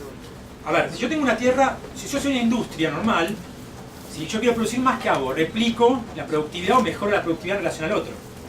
Pero en las tierras yo no puedo fabricar una tierra mejor, porque tiene ciertas condiciones físicas de la tierra, fertilidad, distancia al puerto, condiciones que no son reproducibles, que me hacen una ventaja. Pero la demanda social hace que haya más tierras en producción. Yo no puedo reproducir las condiciones de producción, entonces voy a producir con mayores costos. Pero como hay más demanda, y después va a ir una tierra peor todavía. Entonces lo que va fijando el precio es la peor tierra en producción. Si baja la demanda, no va a salir la mejor tierra, va a salir la peor tierra. Entonces se va produciendo movimientos de precios en función de la demanda de qué tierras entran. El ejemplo que poníamos con el Mar del Norte. Hay una demanda de petróleo que crece y pongo producción a Arabia Saudita. Crece el precio del petróleo, me voy al Mar del Norte que es mucho más caro, pero como hay demanda que supera lo que produce Arabia Saudita, pongo en producción un petróleo más caro que es rentable. O tengo un campo que lo ocupa una familia que vende mercancías y solo obtiene un salario, y como aparece la soja transgénica, que permite ponerlo en producción y hay demanda en China de alimentos, voy y ocupo ese campo. El precio lo va a fijar esa tierra que antes la producía una familia que vendía para el mercado con una ganancia muy chiquitita, pasa a ser algo que tiene una renta que se invierte y fija el precio más caro. Sí, sobre lo mismo, si decimos que el precio de alguna forma lo fija de acuerdo a la demanda, entonces la tierra más improductiva es la que fija el precio general. No podría el que tiene la renta diferencial de mayor ganancia de alguna forma monopolizar bajando el precio y progresivamente ir dejando fuera al que está al extremo del gráfico, y comprando la primera puede darle renta diferencial incluso a la tierra más improductiva, siendo capaz de satisfacer la demanda total. ¿Por qué voy a vender más barato si la demanda me permite vender más caro? Porque No así puedo podemos dejar fuera a otros productores. ¿Para qué y quiero dejar en un afuera a par de otros? ciclos más yo puedo acaparar toda la demanda. No, porque yo no puedo crecer mi producción infinitamente, porque no es algo reproducible por el trabajo humano. No, pero compro tierras más improductivas y puedo abarcar la demanda y puedo ponerle más renta diferencial. O sea, vos decís que compro tierras que limitan la producción, elimino tierras que no entran en producción, y hago subir el precio. Sí. Bueno, sería parecido al caso del petróleo. ¿Qué sería? Es decir, se ponen de acuerdo todos los productores de petróleo y dicen no sacamos más petróleo. Pero yo si compro una tierra y no la pongo en producción, pierdo renta, porque la tierra que entra en producción arroja una renta. Entonces me sirve más comprar esa tierra y ponerla en producción. ¿Para qué voy a comprar una tierra y no ponerla en producción para que obtenga más de un lado si voy a poder tener más poniéndola en producción? Porque a diferencia del pozo de petróleo que puedo decir no lo pongo en producción, pero además si yo saco la tierra, salvo que monopolice todo el mundo, va a aparecer otra tierra peor en otro lado. Porque la tierra peor está en todo el mundo. O sea, la tierra peor está, no sé, en el desierto. En Israel se hace riego y se obtiene en producción. Entonces, con mayores costos voy a poder poner otra tierra en producción. Entonces yo voy Suponete que hago eso, bajo mi precio, desplazo al otro, va a aparecer otro que esté dispuesto a producir, porque subió el precio. Y como subió el precio, estoy dispuesto a gastar más. Entonces pongo producción tierras con riego. Salvo que tenga el control global de todo el mundo, pero si tengo el control global de todo el mundo, ¿para qué voy a hacer esto?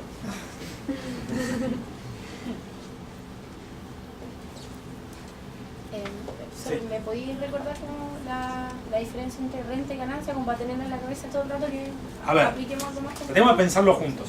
¿Sí? No es una categoría que viene de afuera. De vuelta, tenemos que pensar qué estamos diciendo. ¿Qué es lo que corresponde a un capitalista? ¿Qué le corresponde al capitalista? La ganancia. ¿Por qué le corresponde la ganancia? ¿En relación a qué? En relación a lo que invierte. A lo que invierte. Yo invierto algo y obtengo un porcentaje que era que ¿de dónde salía ese porcentaje? Del comprador. No, eso salía de la renta. Ya. El capitalista normal, como estamos en el ejemplo que vimos ayer. ¿Lo viste? Fue ella. Bueno, lo que vimos al principio hoy. Estamos en el ejemplo de arriba. Yo tengo una inversión y obtengo un porcentaje de lo que invertí. Como no viste ayer, este porcentaje viene de toda la plusvalía producida por todos los obreros que fueron explotados por los capitalistas. Y luego se lo reparten entre todos los capitalistas. Como son democráticos los capitalistas, y son todos iguales, se lo reparten según lo que invirtió cada uno. Y a todos le corresponde lo mismo. ¿Qué le corresponde a cada uno? Una proporción en función de lo que invirtió. Le corresponde una ganancia. Vamos acá y obtengo más que lo que invertí. A eso lo llamamos renta. O sea, a lo normal lo llamamos ganancia. Y a lo que es por arriba lo llamamos renta. El origen de todo, ¿cuál es? ¿De dónde sale la renta con la cual... ¿De dónde sale la plata que pagan los capitalistas esta renta? ¿De dónde? Escucha alguien por ahí. ¿Y de dónde sale la ganancia? Bien, es todo plusvalía. Son formas de la plusvalía. O sea, el origen de toda esta riqueza es la explotación. Los dueños de la tierra reivindican tener una parte de la explotación por el solo hecho de ser dueños de una porción no reproducible. O sea, son socios en la explotación de los burgueses, porque si los burgueses no explotan obreros, no pueden pagar la renta. Entonces, por un lado se presentan contrapuestos, porque le estoy cobrando algo que le quita ganancia, pero por otro lado son socios. Por lo menos el terrateniente tiene que decir, explota obreros porque si no, no lo puedes pagar. Entonces, por ejemplo, si hay una situación política en la cual se está por hacer una revolución, los terratenientes van a decir, cedo toda mi renta para que reprimas. No tengo ningún problema, porque lo primero que quiero es que sigas explotando obreros, incluso a costa de perder parte de mi renta.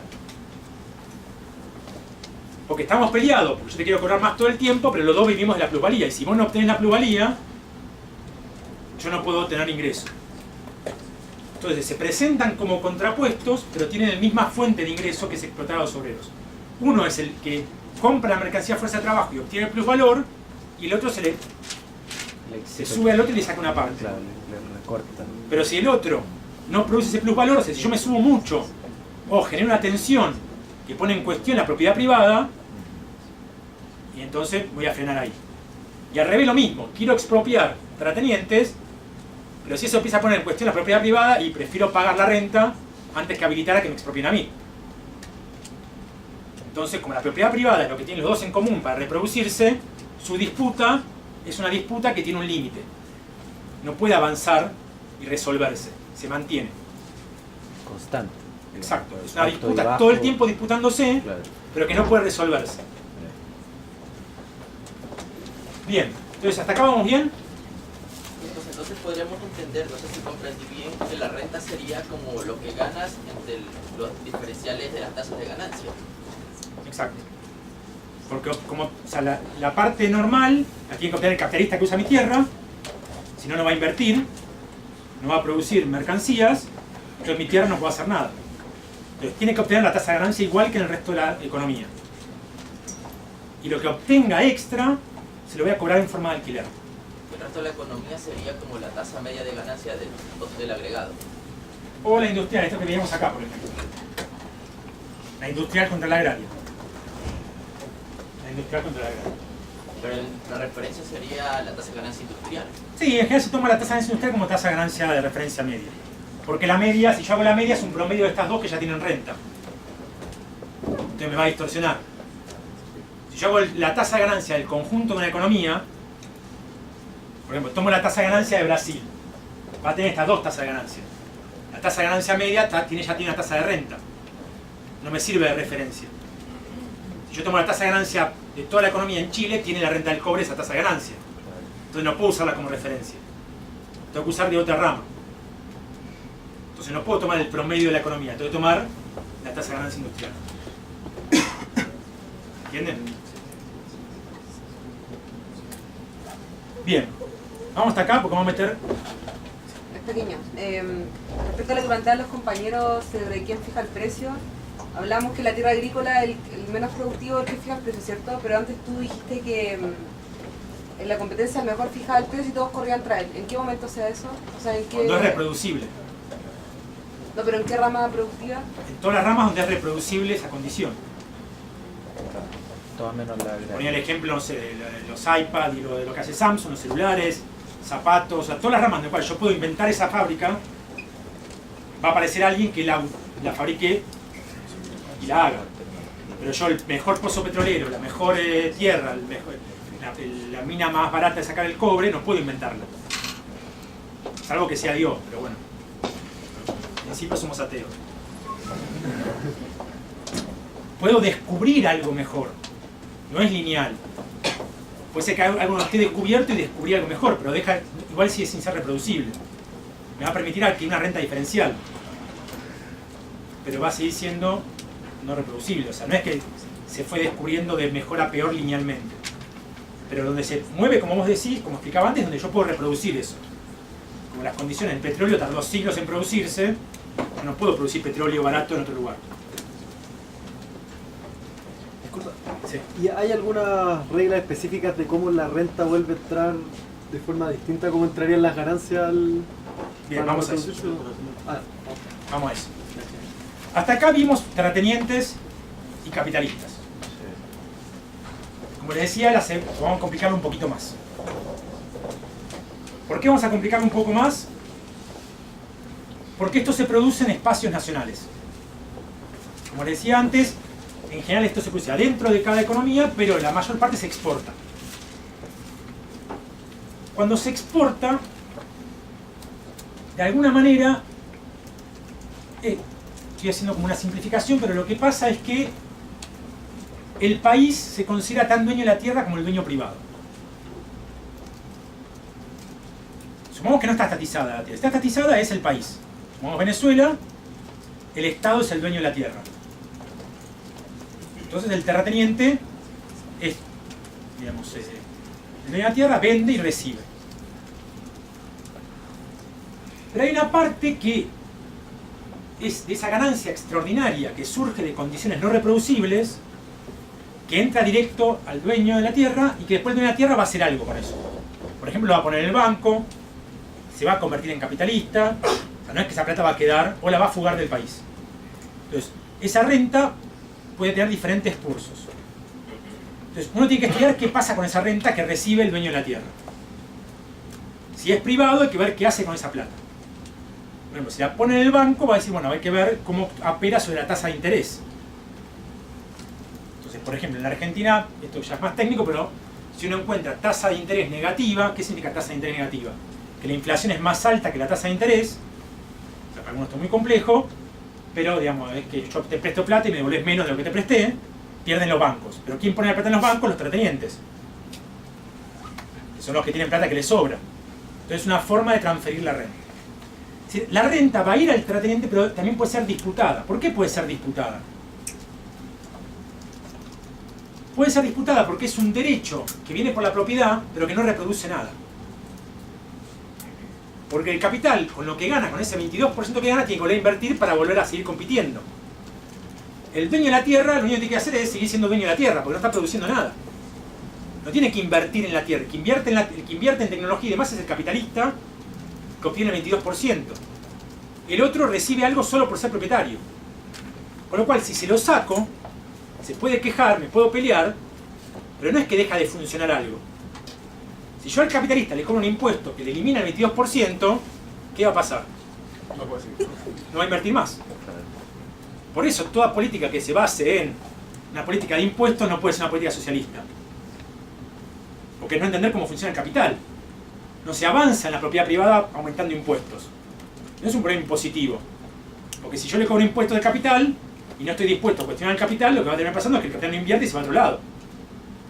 Porque el capital opera en función de su tasa de ganancia. Si yo no le doy la tasa de ganancia, se va a ir. Salvo que quiera hacerlo como forma de expropiarlo, los impuestos están impuestos por el límite de la competencia. Si yo estoy en un país que cobra muy bajos impuestos, vienen muchos capitalistas hasta que se elimina esa tasa de ganancia. Entonces, el impuesto tiene un límite como forma de avanzar sobre el capital. Pero si yo le impongo un impuesto a los terratenientes, se van a quejar, pero ¿qué pasa?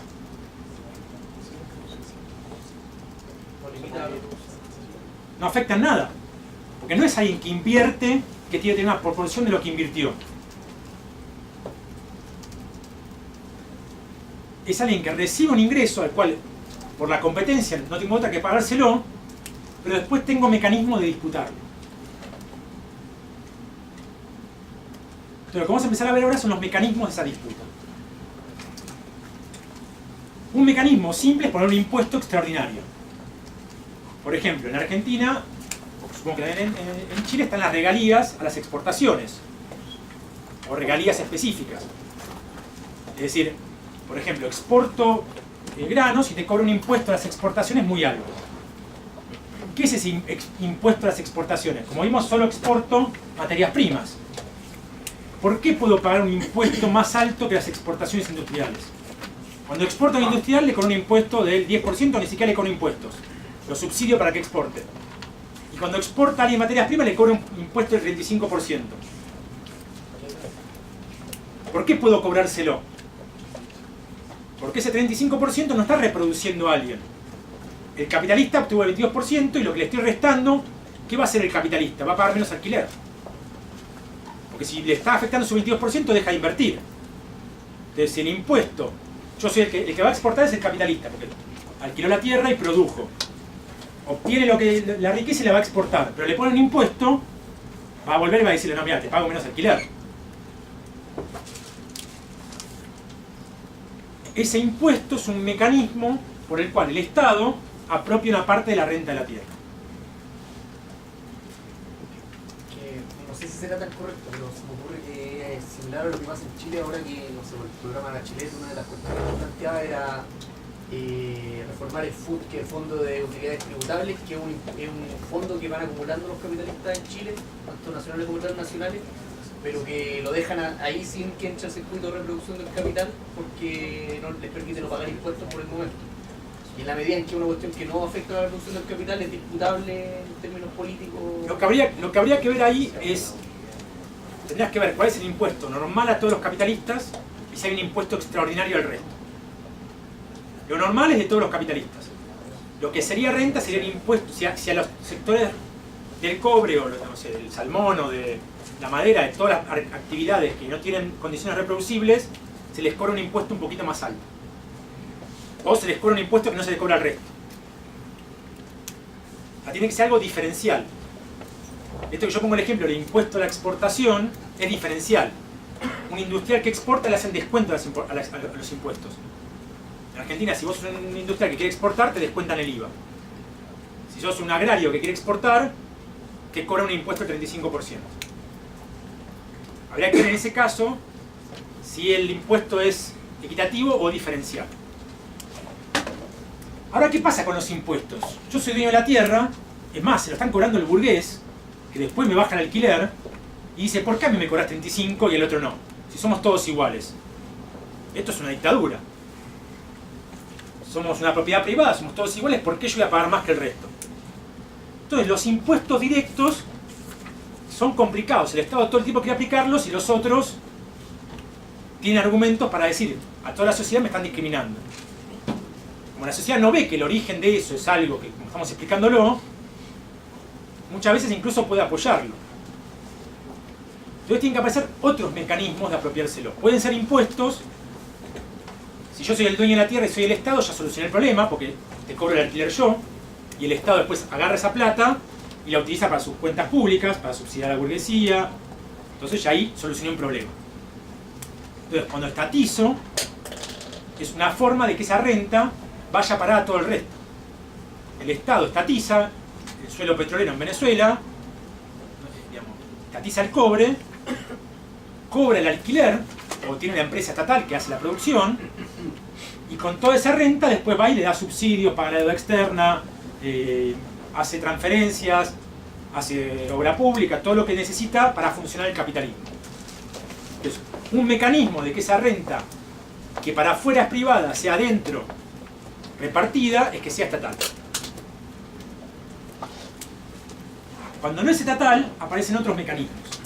Puede ser un impuesto específico, o aparece un mecanismo que va a operar ¿dónde? Va a operar en la mediación en el comercio internacional. ¿Y qué opera en la mediación del comercio internacional?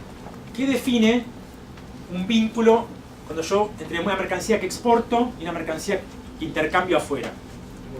El tipo de cambio. El tipo de cambio define la capacidad de compra de mi moneda. Entonces se va a dar procesos por los cuales lo que va a ver es una disputa por el tipo de cambio con un mecanismo de ¿qué? De que pierda el que exporta y se favorezca el que importa. Pierde el que exporta y se favorezca el que saca capital afuera. Entonces lo que hay es una tendencia a que el tipo de cambio sea al exportador se le den pocos pesos por cada cosa exportada y al importador, al que fue a capital, al que viaja afuera, los pueda comprar barato los dólares. Ese mecanismo se llama sobrevaluar la moneda. Es decir, mi moneda tiene una capacidad de compra mayor que la que le corresponde por los capitales que tiene adentro y por la capacidad de compra que tiene esos capitalistas. ¿Y por qué puedo hacer eso? Puedo hacer eso porque hay un ingreso extraordinario del que está exportando al cual le puedo sacar y dar menos. Es como un impuesto. O sea, le puedo sacar y dar menos al que exporta porque eso afecta solo a la ganancia extraordinaria y no afecta a la ganancia normal. Y se lo doy a los otros. Si me siguen en el razonamiento, un país que tiene una economía industrial con muy baja productividad, con costos muy altos, o sea, toda América Latina, en ciertos momentos históricos viajan a Miami y se compran todo. Les sale barato ir a Miami y comprar cosas. ¿Cómo puede ser una economía que en términos de productividad y de costos es mucho más ineficiente que afuera y sin embargo puede comprar cosas? O empresas que vienen acá y son muy ineficientes, obtienen la misma ganancia que si invirtiesen con otra eficiencia. O sea, pueden fugar sus dólares teniendo acá una economía muy ineficiente, una escala chica, costos muy altos. O sea, son empresas que están acá ubicadas. En general, las empresas que están en América Latina tienen costos mucho más altos, son mucho más ineficientes. Sin embargo, cuando remiten ganancias, las remiten como si estuviesen acá. En gran medida son mecanismos de apropiar la renta. Como la renta es disputable, porque no reproduce a nadie, puedo disputarla. Pero ¿cómo puedo disputarla? Tengo que ir adentro. Por eso hay inversión extranjera directa. No porque los mercados sean muy grandes, no son mercados atractivos, estamos en China con millones de habitantes, y sin embargo hay una transferencia de renta que permite reproducir a capitales que no tienen las condiciones de reproducirse normalmente. Pero como obtienen renta, se reproducen. Bueno, sí. Una consulta. Este mecanismo de disputa de la renta por la vía de la sobrevaluación de la moneda incluso opera bajo tipo de cambio flotante, o sea, más allá de que sea una política de fijar un tipo de cambio, porque igualmente hay sobrevaluación también. Vamos a ver un poco cómo se mide la sobrevaluación y después hay que ver el mecanismo por el cual se llega. ¿Sí?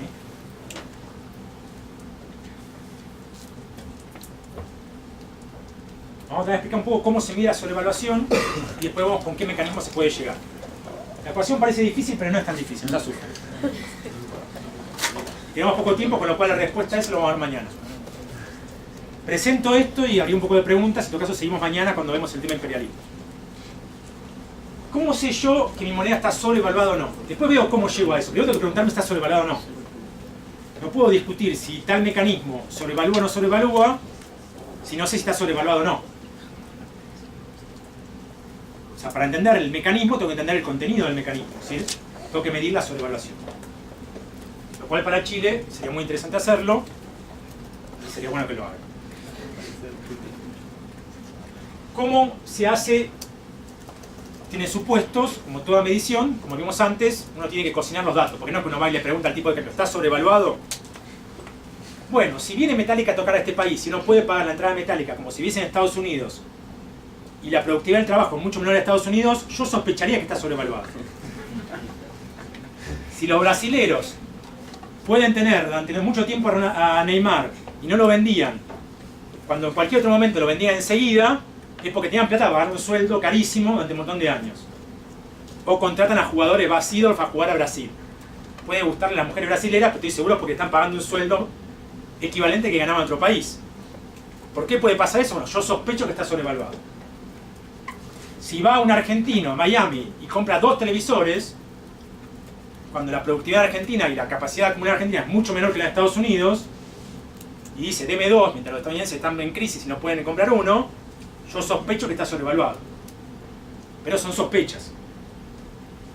Si el pasaje de bus acá sale lo mismo que sale en Europa, uno sospecha que está sobrevaluada la moneda. Son todos indicadores. Bueno, mi hipótesis es que en Chile está sobrevaluada la moneda. Perdón, eso es por ejemplo cuando por ejemplo, Santiago es caro, dice los extranjeros. ¿Hay una sobrevaluación de la moneda? Sí, porque estás teniendo un nivel de economía que no corresponde a la productividad y a la producción de valor que hay en esta economía, de apropiar ganancia de esta economía.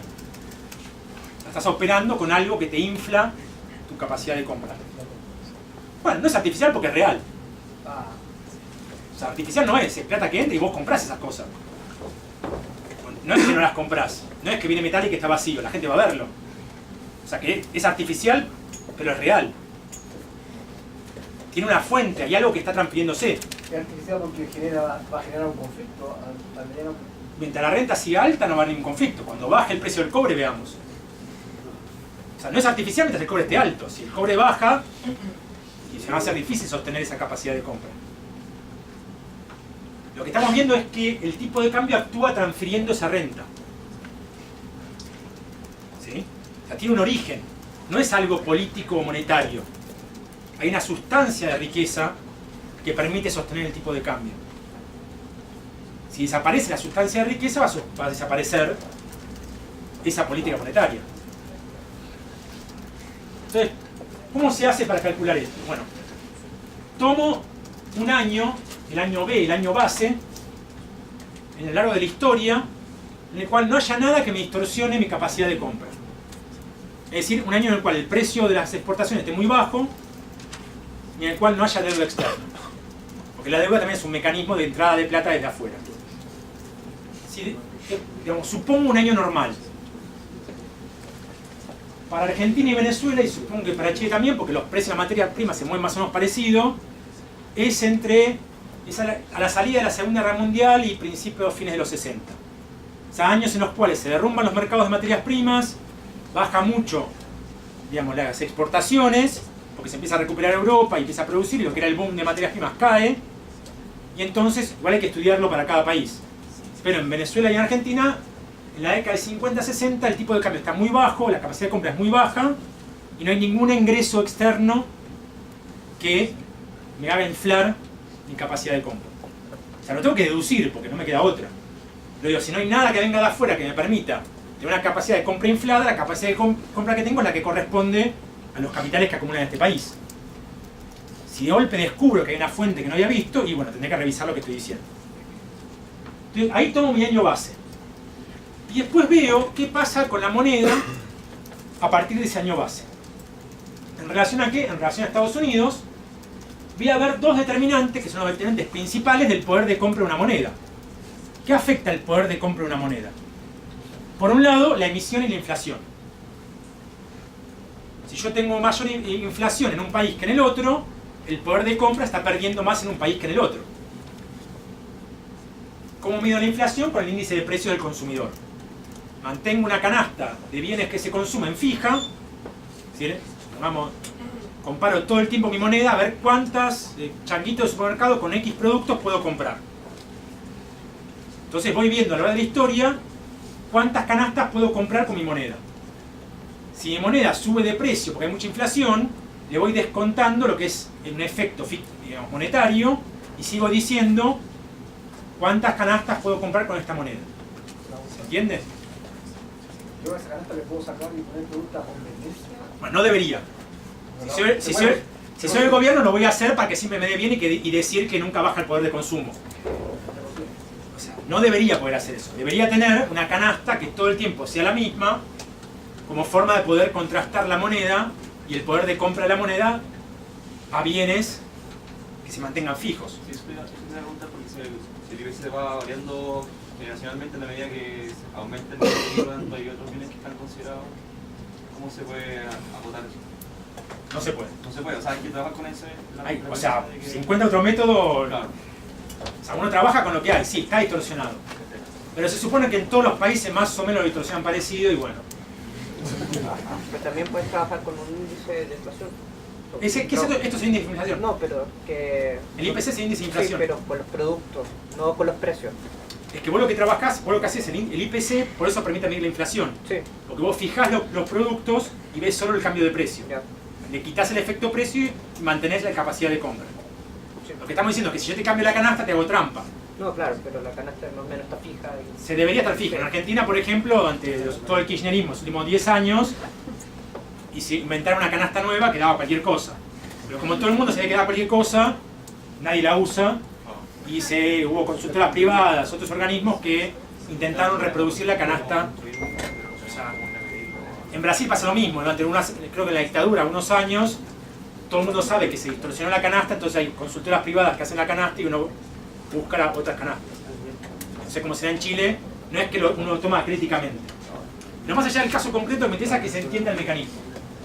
Esto es comparar, es deflacionar, es ver la inflación. Mantengo fijo el poder, lo que compro y veo si mi moneda puede comprar cuánto de eso. Sin importar, digamos, los cambios de precio. Porque los cambios de precio relativos se anulan. Lo que importa es cuántas canastas puedo comprar. Y lo comparo con el año base y lo comparo con Estados Unidos. Si hay más inflación que en Estados Unidos, mi moneda debería poder comprar menos que en Estados Unidos.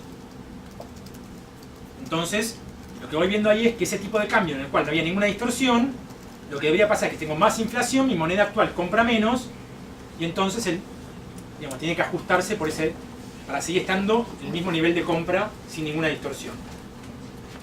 Y lo otro que tengo que mirar es la cantidad de mercancías que circulan en el mercado interno.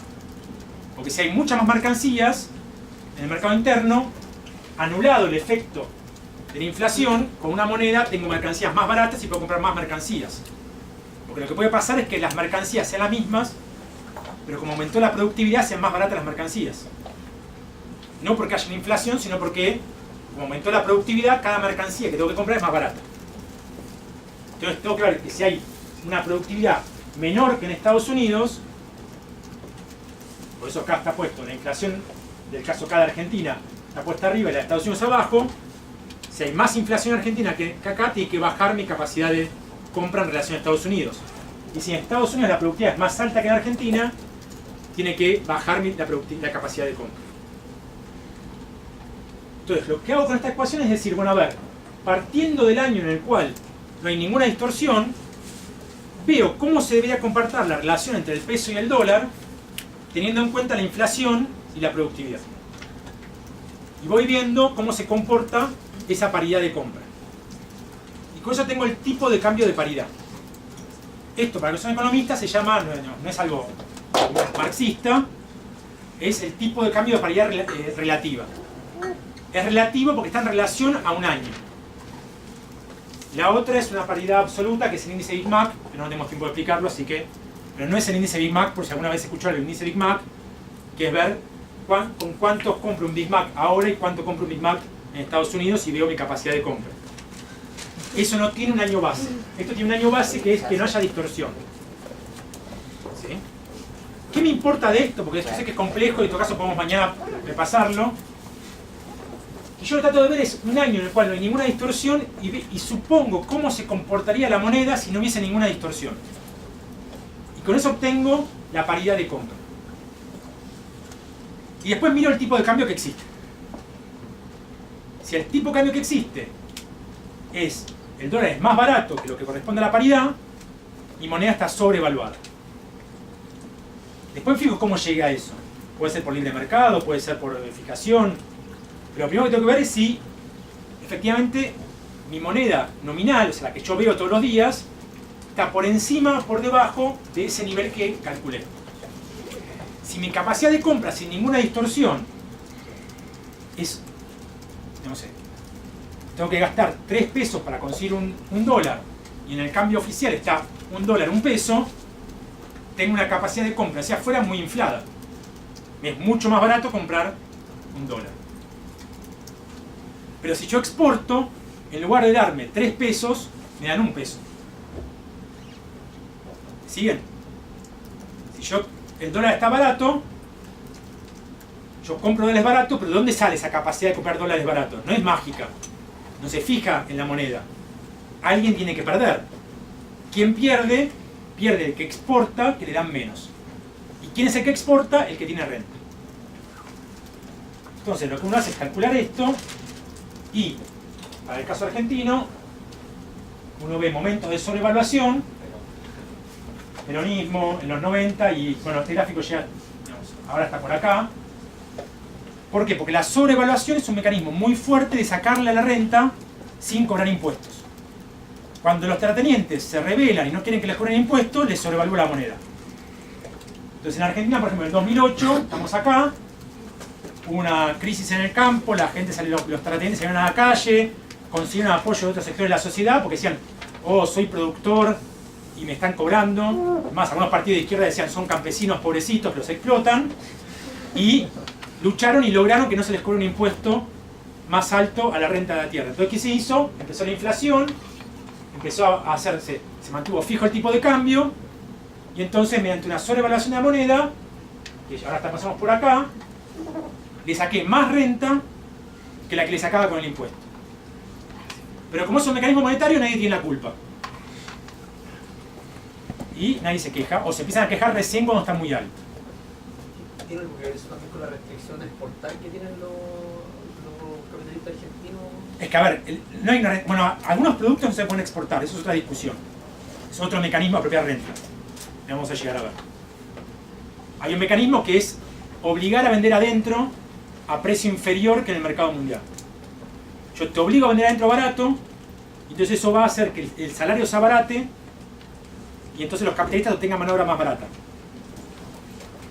¿Cómo se abarató el salario? Porque estoy obligando a los terratenientes a vender más barato las mercancías, no pueden exportarlas, y eso a través del salario va a parar a los capitalistas industriales.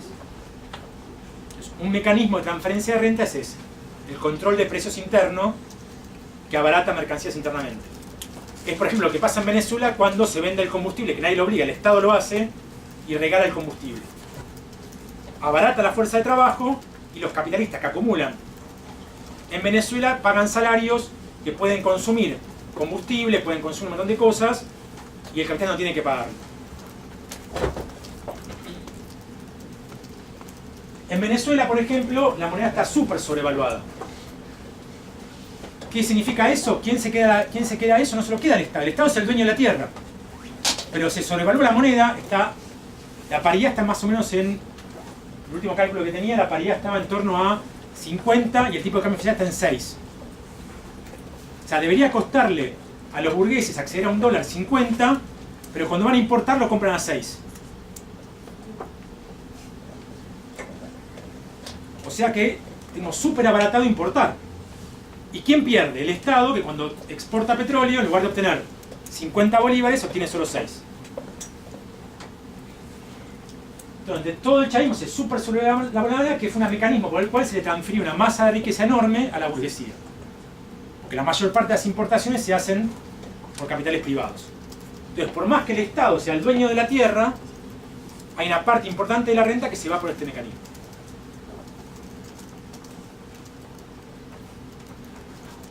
De hecho, acá está hecho el cálculo para Venezuela de la renta cedida por las exportaciones y la renta apropiada por los importadores.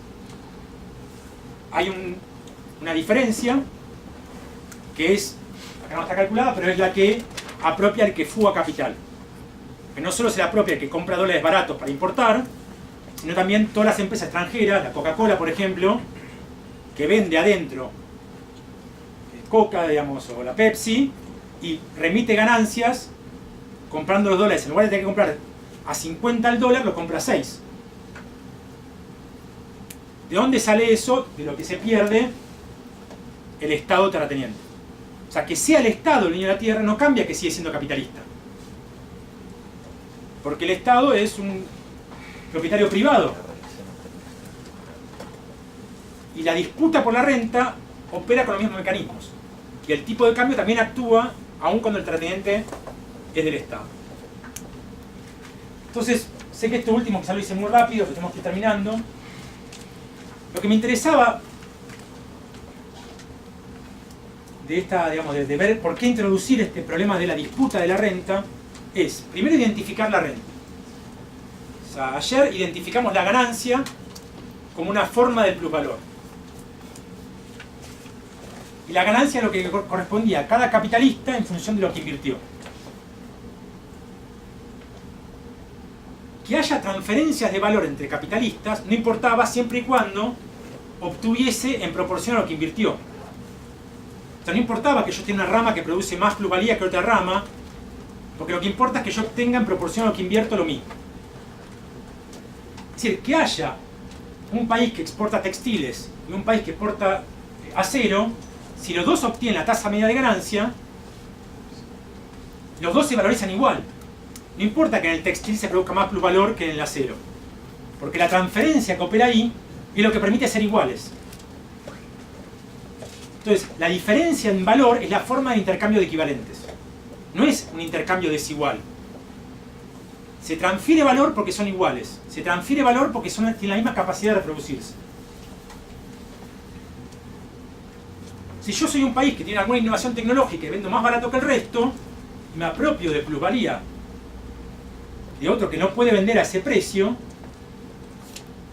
va a tener que innovar para no perder esa plusvalía. Pero es parte de igualarse. La diferencia entre el más productivo y el menos productivo es el mecanismo por el cual se iguala la tasa de ganancia. Que es lo que explicábamos antes en torno a cómo se llega a esa igualación de la tasa de ganancia. Ya que haya países que hacen innovación tecnológica y otros que adapten, es el mecanismo por el cual se llega a igualar la tasa de ganancia. Esa diferencia es parte de la igualdad.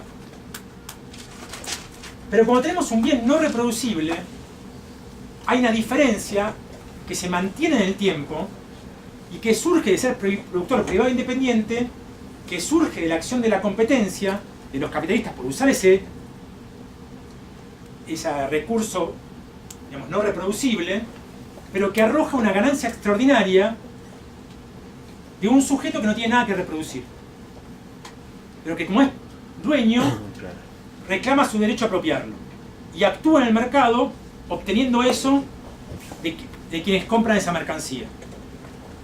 Pero una vez que lo recibe y entra al espacio nacional, en el espacio nacional se da una disputa por apropiárselo.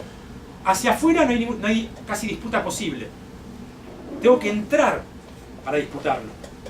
Entonces, a los países que tienen renta llegan los capitales extranjeros, se reproduce una burguesía nacional que va a disputar con el tipo de cambio, con impuestos, con estatizaciones, toda una dinámica histórica de disputa para quedarse con esa renta. Que es un flujo de riqueza que ingresa al país y que permite reproducir una capacidad expandida a capitales que son menos productivos y más costosos. Entonces, la dinámica de renta se vuelve muy importante para estudiar América Latina y los países exportadores de materias primas, porque va a explicar su vínculo con el mercado mundial y va a explicar gran parte de la dinámica histórica de la acumulación de capital, que es lo que vamos a ver mañana.